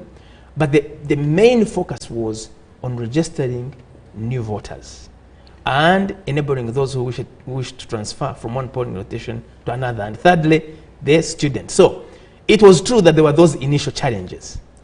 But those initial challenges are what then guided the increase of the momentum of the exercise, and subsequently also the decision by the commission to say, let us give Ugandans more time to make sure that no one who wishes to be on the National Voters Register to exercise their fundamental right as provided for in the Constitution is left behind. And the commission is very pleased with the show up that the Ugandans demonstrated, because clearly with the extension we saw more people coming, and by the end the numbers were reducing, meaning that we had covered a lot of ground.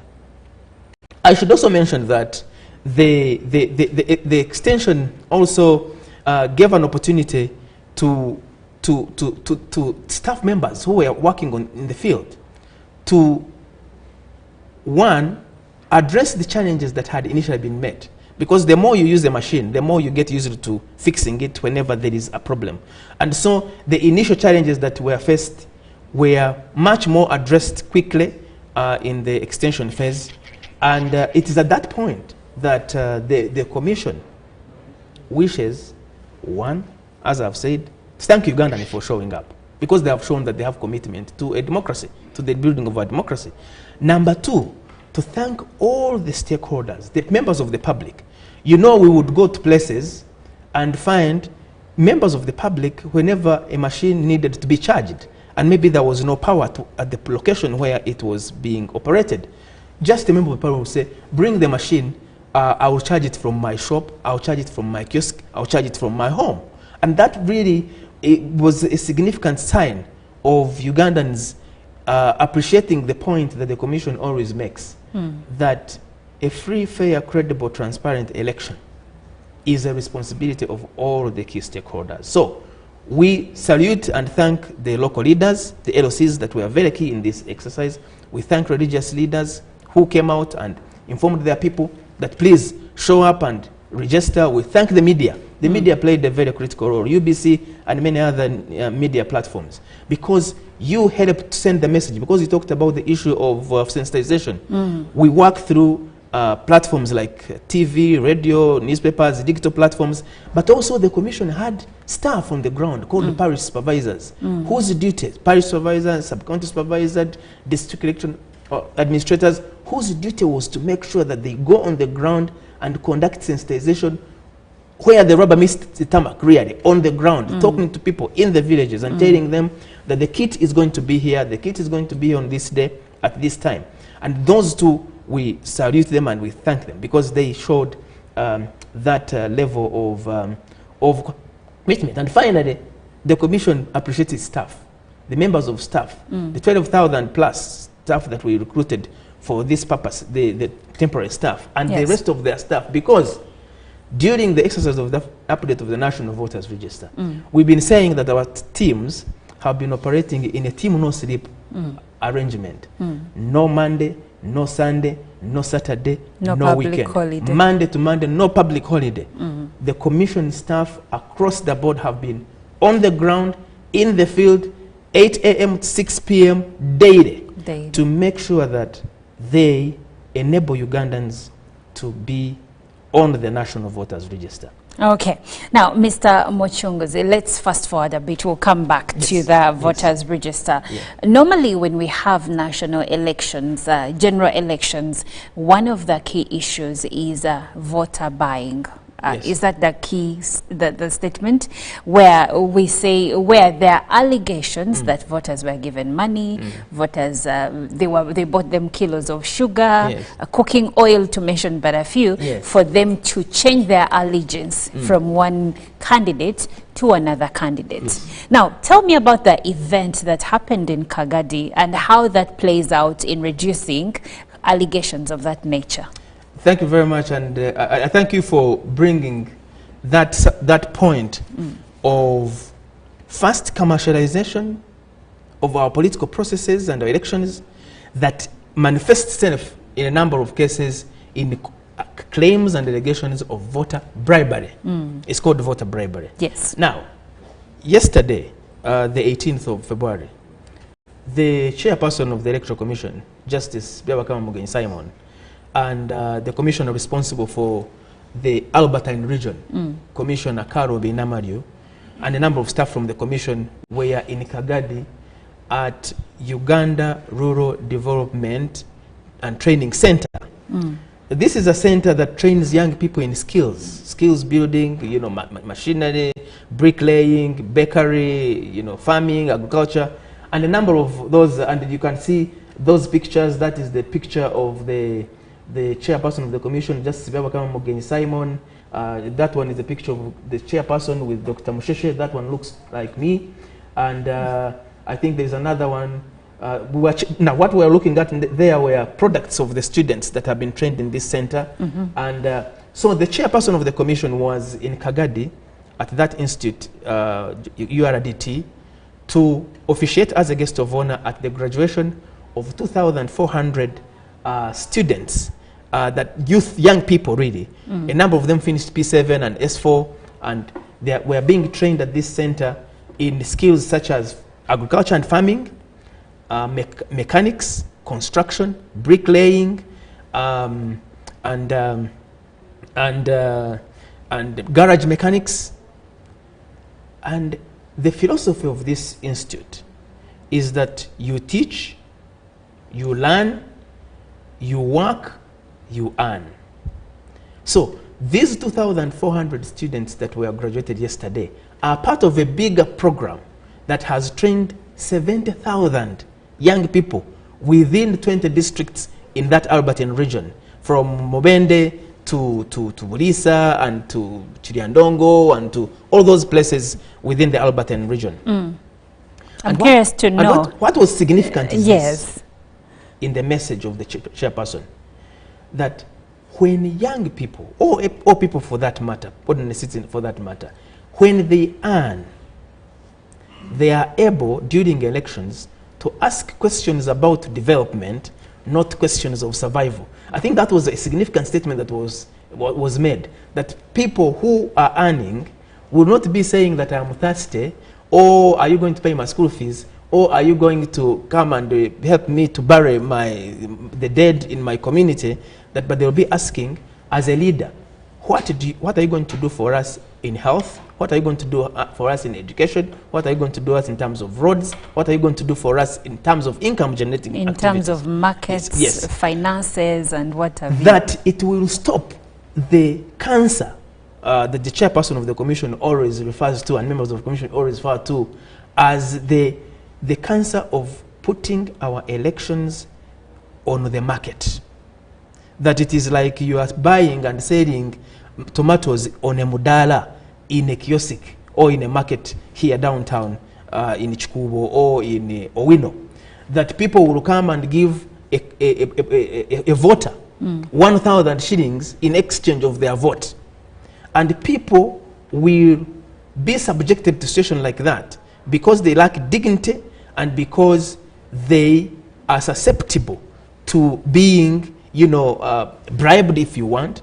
And so the significance of the exercise of the training that is happening at this institute and in other training skilling programs that we see is that you enable the voter to make up their mind on who they want to lead them through an election on the basis of conviction of their programs and agenda, not on the basis of how much money they promise them or how much enticements of sugar, of a bar of soap, or a kilo of salt, or any of those inducements that we see characterizing our electoral process. And so it was a very significant, and we were very delighted to see many young people giving testimonies about what they are doing and what they are earning, and how now their interest in leadership is to ask people, are you going to bring us water in our community?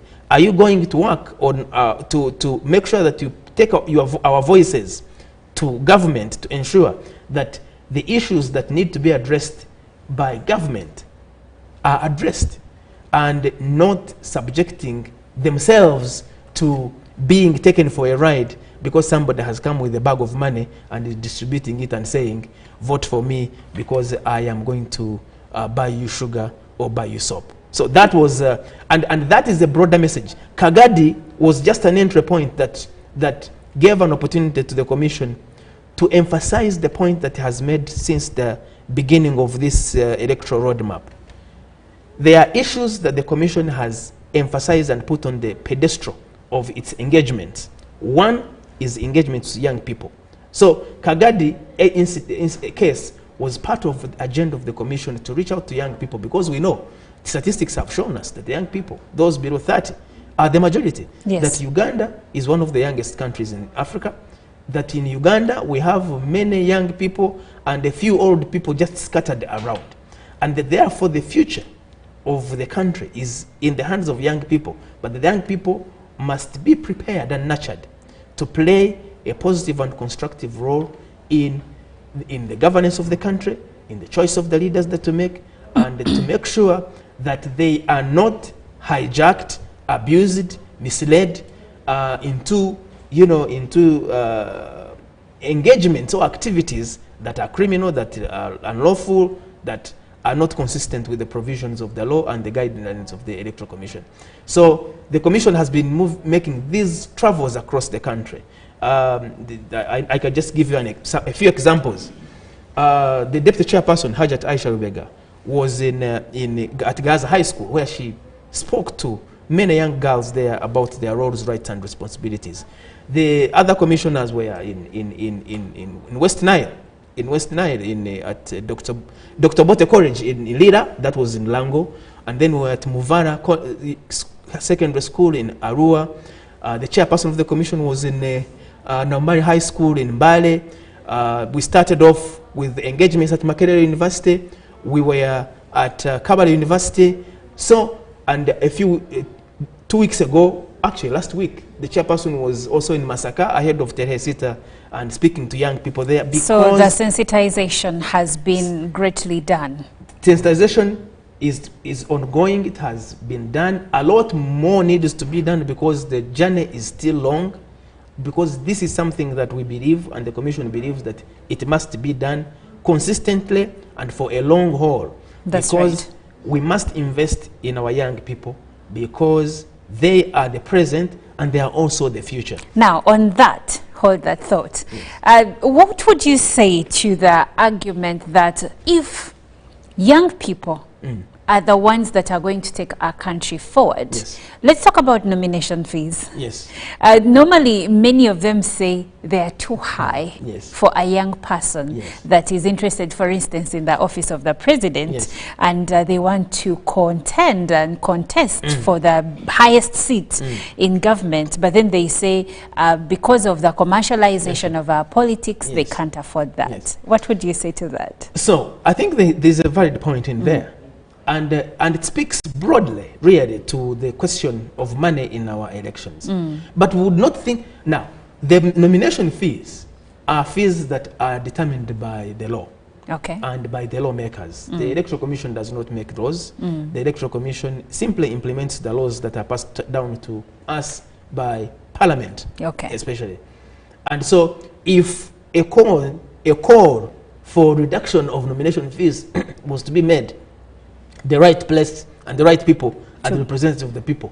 So they can choose to make that decision, and the Commission will simply obey that command of the law. Okay. But the real problem really is not the nomination fee. The real problem is what? The real problem, the real issue is people who sell their entire heritage to participate in elections. So somebody sells their land, their house, their car, their plots of land in order to participate in elections, and mostly, in most cases, it is to use the money not just for for mobilization or for posters and what, but for those allegations. Of course, you have to prove those allegations, but we hear reports of that nature now. When somebody, and the chairperson, the commissioners have been saying that they have received reports from their engagements that to be able to even think about contesting for Member of Parliament, that you need not less than 500 million shillings. And that is on the very low side. I've heard. In fact, there was a story in the New Vision this week, or over the weekend, that was speaking about the cost of being an MP. And so you ask the question, if somebody invests their entire heritage and entire livelihoods into an election, first you ask yourself, where is the math? How do they expect to recoup this investment if it were to be an investment? Through all in the event that they win, through all the benefits, all the money that parliamentarians receive. But I also understand this is partly the reason why members of parliament are regarded high risk by financial institutions when it comes to getting loans, because they amass too much debt before joining parliament, and paying off becomes a struggle. So that is one way to look at it. But the other way to look at it is that then when people have invested so much money in the process, then the elections and the choice and choosing leaders ceases to be what and how the Constitution envisaged the purpose of elections to be. And their promises cannot be depended on. Exactly. So it becomes, because the Constitution says in Article 1 that all power belongs to the people of Uganda.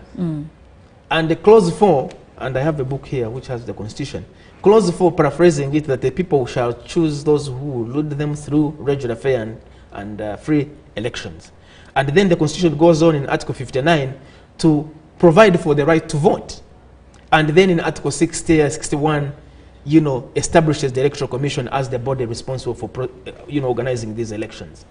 But what the framers of the Constitution intended was that people would choose those who would lead them through regular, free and fair elections. But they didn't say that you'll put it in the market as if you are selling matoke, that you'll go in the market, that the highest bidder is the one that will take the trophy of leadership. And we need to be able to take our people back through civic education and voter education and general education to reflect deeply when you are choosing the leaders, so that your right to vote amounts to what the framers of the Constitution intended, that this is the mechanism that is agreed in the Constitution, aware of our history, that the way forward on governance and leadership in this country shall be through elections, and that the elections shall not be as commercialized as they appear and they seem to be today. Okay. Well, we are speaking to Julius Muchunguzi, who is the head of public relations at the Electoral Commission, and we are speaking matters voter update exercise that ended on the 17th of February 2025. It started on the 20th of January 2025, and there was an extension. It was supposed to end on the 22nd of February. It was supposed to end on the 10th of February, and it was extended to the 17th. That was on Monday this week. Now, we have gone further to talk about the commercialization of politics, but I would like for us to go back to the update of the voters register. Now, the voters register looked at updating your particulars. Maybe you have shifted from one place of residence to another, and there was need for proof, I think, that this is your new residence. But away from that, Mr. Muchunguzi, there has been discussion around the update of the voters register, where some players are saying that it shouldn't be periodic, that episodic, sorry, it shouldn't be episodic, but rather periodic, where we have maybe once a year we have a registration, we have an update, instead of doing it in 22 days. 22 days, you have, how many Ugandans do we have? How many of those are adults? So when you look at the number of Ugandans we have in the country, and then you look at the number of days given, in as much as you're saying that by Monday the numbers had reduced, I still feel like there are others that were not captured because of one reason or another. So what do you say about the argument that it shouldn't be episodic, but rather periodic? Actually, the point should be that it should be continuous. Yes. And indeed, actually, I should mention that when NIRA, which registers citizens, registers new citizens who come onto their register, and they indicate that they would like to vote, and also indicate on that registration expresses that they would like to vote for a particular place. That data is already in the waiting lounge for confirmation as a voter when one comes to the elections. Now, electoral processes are guided by the law.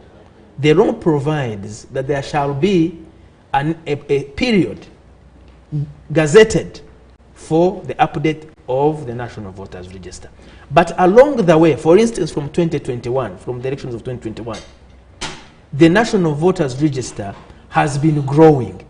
And when the chairperson spoke last week, 2 weeks ago at the press conference, he mentioned that the register stood at about 19 plus million voters. And those voters, additional numbers from the 18 million that we had in 2021, had been as a result of a continuous process that arose out of by-elections that happen. When a by-election happens in any place, the commission is mandated and required to update the voters register for that particular area, and to go through the process that we are going through. So the series of by-elections that have happened since 2021 have added a significant number of voters on the National Voters Register. But the law, because the law requires that there shall be a period that is dedicated, gazetted, specific, and targeted to the update of the National Voters Register. That's why we have this exercise that has just concluded that has a cutoff.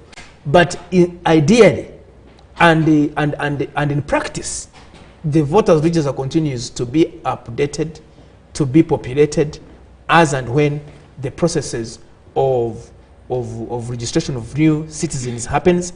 And so that there is a process that happens in the course of the election year and non-election years to add new non-election years if there is a by-election. When there is a by-election. But obviously, the idea of being continuous is a significant one. But is a better one. But let me mention this.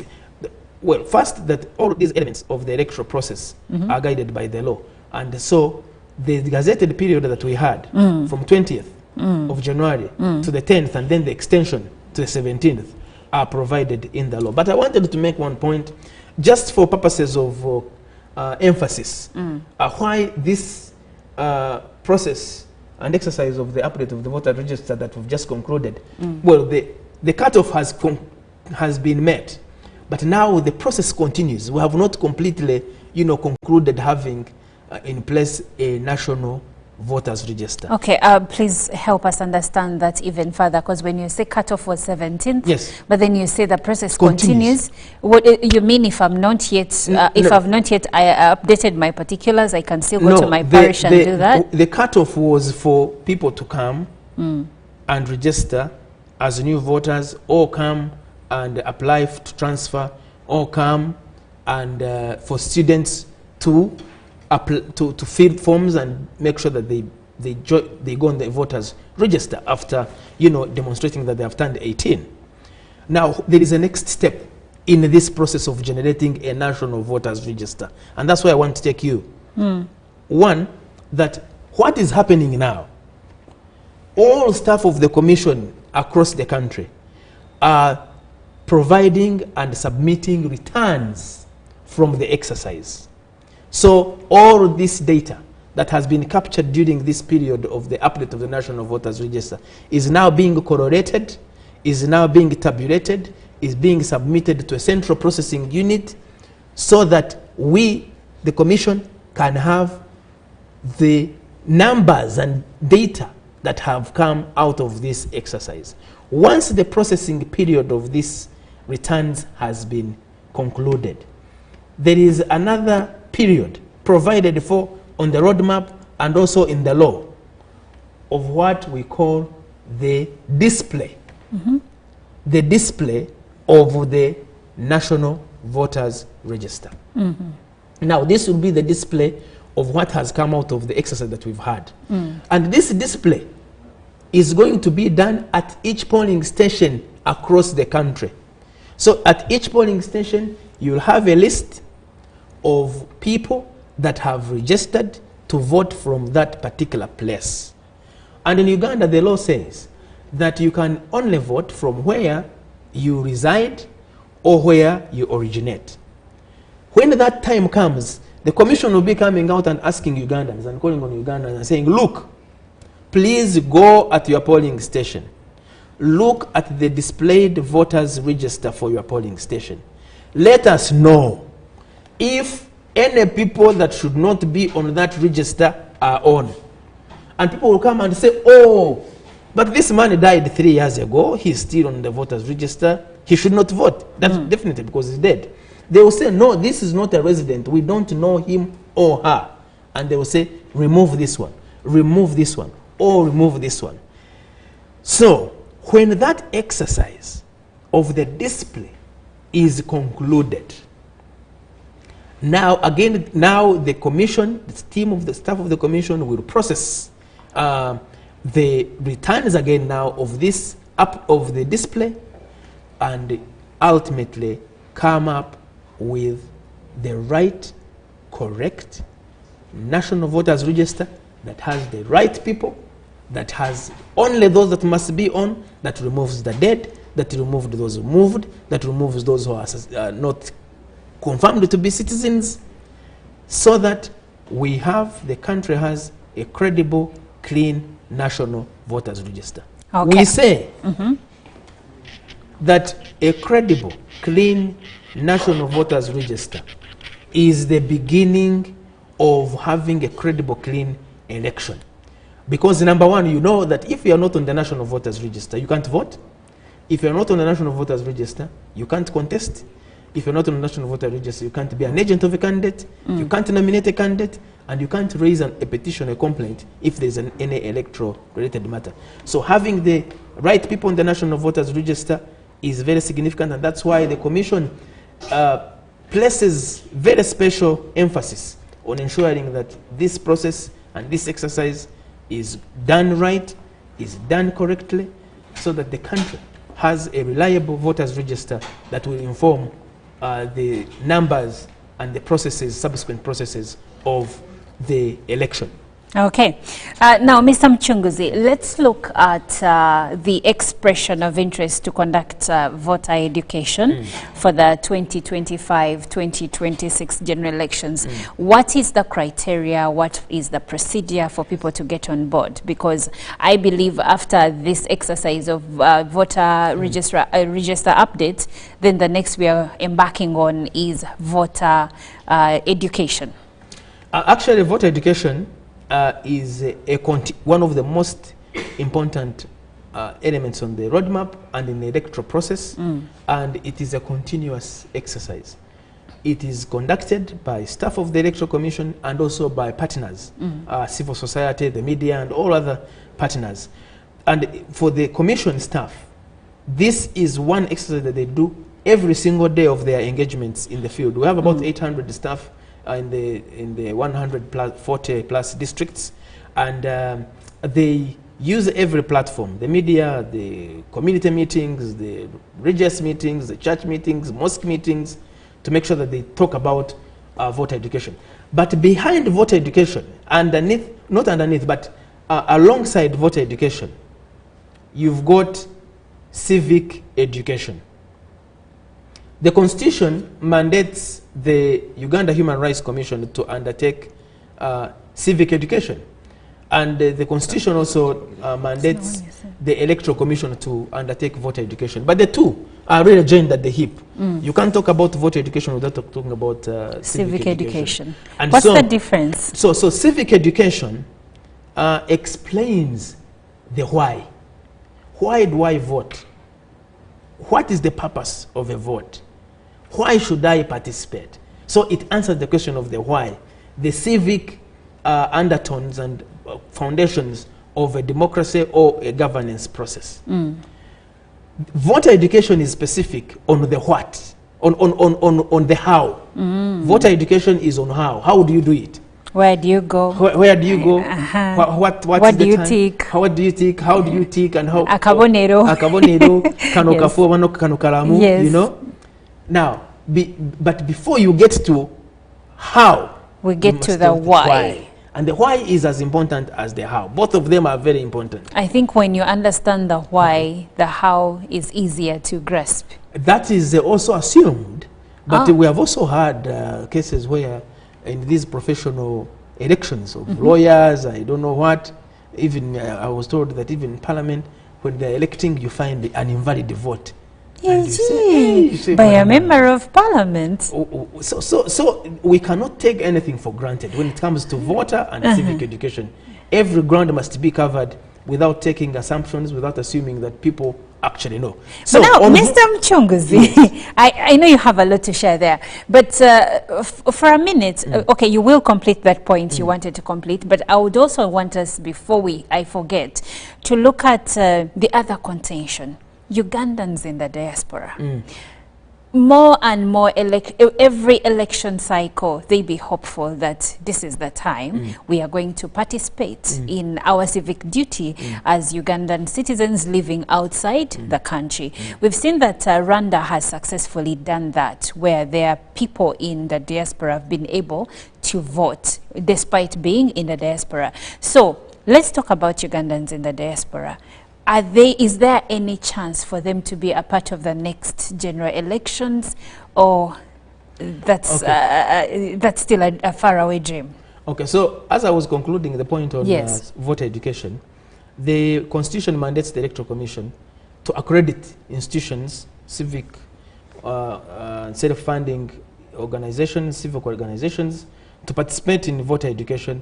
And this process is almost concluded. The Commission made a call to the public for those institutions that met the criteria that was shared, and the Commission, I believe, will be coming out soon to inform those who have been successful and accredited to undertake voter education. So that is important. We believe, the Commission believes, that civil society and non-governmental organizations play a critical role. They play a very complementary role in mobilizing and informing the public about their right to vote and how they should vote and why they should vote.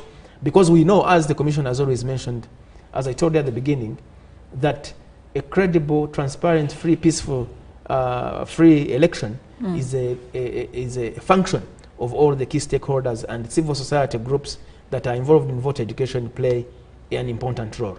So I'll leave that at that point. Now, the diaspora. Yes.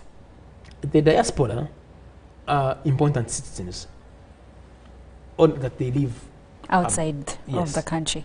We are aware that there was a court ruling that determined, that said that the people in the diaspora, Ugandans in the diaspora, citizens in the diaspora should be enabled to vote.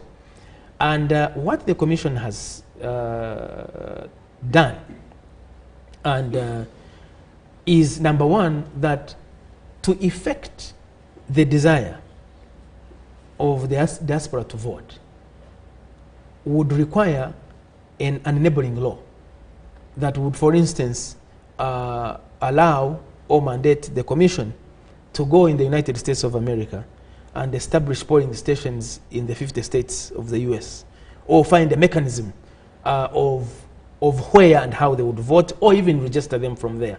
That law is not in place. But what is in place is that any citizen of Uganda who is in the diaspora is free to, if they are able to be in the country, one, if those who were in the country, for instance, I know a number of my friends who live in the diaspora, but the registration of the voters register, the update of the voter register, found them here in Kampala, in Uganda, in different parts of the country. And I know a number of them actually have registered to vote. But a large majority of Ugandans that means that they have planned, to. yes. That means that they're either planned to make sure that when the elections happen, they will be in the country. So the law doesn't, the circumstances today do not bar them from participating if they are in the country. But there is a need for a law that would enable the Electoral Commission to undertake a number of activities related to elections in jurisdictions that are outside Uganda, because the current law that we have, that we follow, applies to happen within the boundaries of Uganda. Okay, so what do we need to have that law? So we need the law. And the Commission does not make laws, as I mentioned. Yes. The Commission waits on the lawmakers, and the lawmakers are in Parliament. So when Parliament passes a law to that effect, to effect the provisions, the requirements of diaspora voting, the Commission will be on standby to undertake this. Okay. Yeah. All right. And the same applies to prisoners. Oh, prisoners. Yes, they also can't vote right now. No, because again, there is... We don't have a law. You can't gazette, can you gazette Luzira prison and you make it a polling station, for instance? Or can you put a polling station outside Luzira prison and you say, prisoners, you step out a bit. No, they may not. They may not step out a bit, but why not gazette? No, but the law says that the polling station should be in an open place that is not conscripted or protected or whatever. To avoid issues of saying, hey, the prisoners, they were all made to vote for a particular candidate. You know, all those kind of things would emerge. So if we were to say, let's have a polling station outside the prison, so that would mean that you get them out in their yellow uniform. They step out to vote. Now, imagine somebody who is on remand for many years. They may decide to take a chance and say... I see the risk associated to that. So those are the dynamics. Okay. Now, Mr. Mchunguzi, I would like for us to talk about the countrywide reorganization of polling stations in preparation for the 2025-2026 general elections. Please help us understand that. So, the context of the reorganization of polling stations that you mentioned is the roadmap to the 2025-2026 general election that the Commission first released in August 2023 and then revised it and updated it and relaunched it again here in Kampala at Hotel Africana in the presence and participation of all key stakeholders in July 2024. Now, the roadmap has a number of milestones along it. And the idea of the roadmap, just so that Ugandans understand the context, is that a roadmap presupposes that there is a road and that there is a destination. And the destination for the 2025-2026 general election in Uganda is provided for in the law, in the constitution. Because it says, I would need to find it and check, but I can just paraphrase to say that the law mandates the Electoral Commission that a general election general parliamentary elections must be held in the first 30 days of the last 122 days of the term of office, before the expiry of the term of office of the holders of offices of president, members of parliament, and other local government positions. When you do the mapping, one, we know that the current term of office of the current office bearers will expire on the 12th of May, 2026.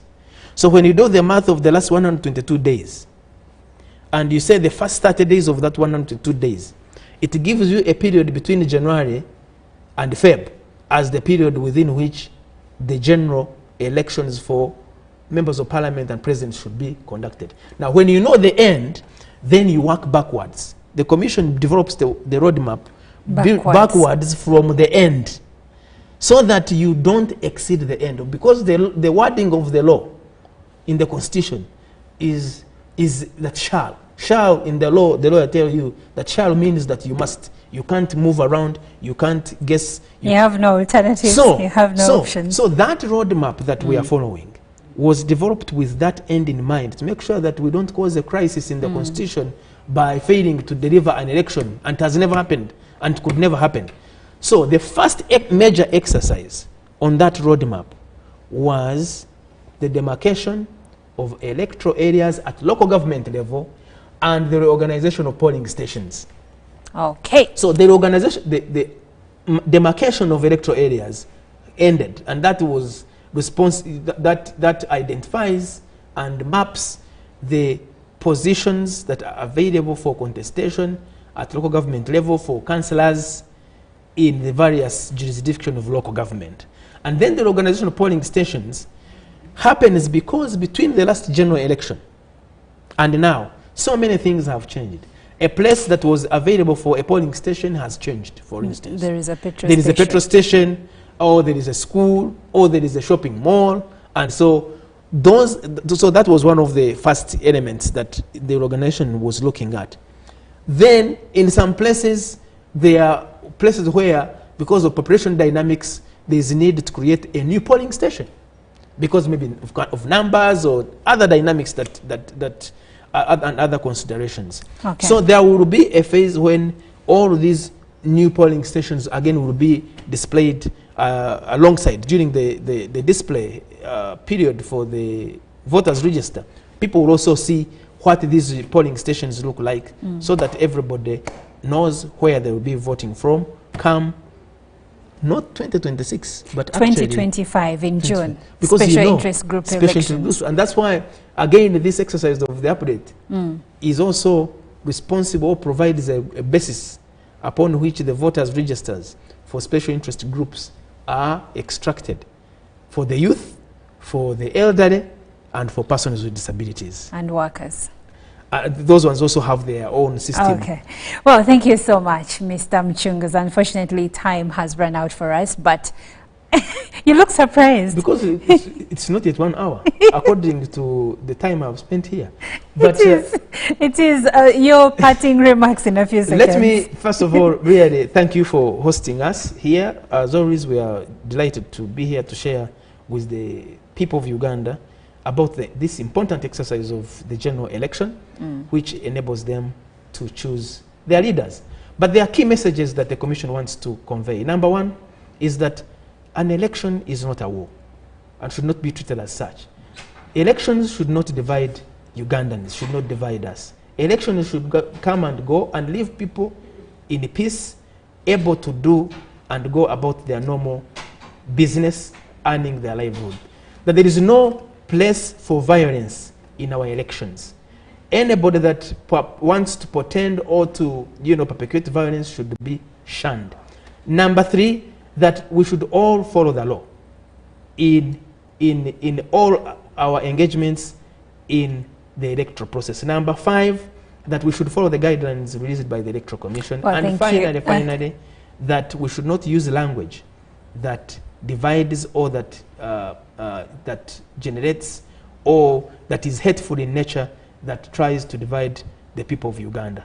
Well, thank you so much, Mr. Muchunguzi. Now, Julius Muchunguzi is the head of public relations at the Electoral Commission, and we've been looking at the 2026 roadmap. The general elections are coming up, and we will be having the first cycle in June for special interest groups. So much more was shared in the conversation. If you just caught the tail end of it, we have been streaming live on our YouTube channel. You can go back conversation. Currently, according to the Electoral Commission, we have 18,103,603 voters, but with the recent updates, the Electoral Commission will be telling us how many more voters have been registered so far for the upcoming elections.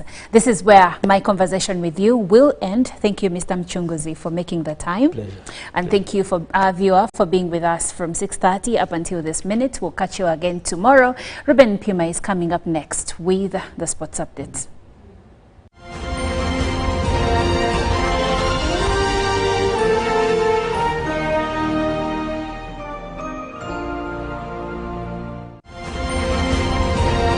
Live from UPC Studios in Kampala, this is Good Morning Uganda.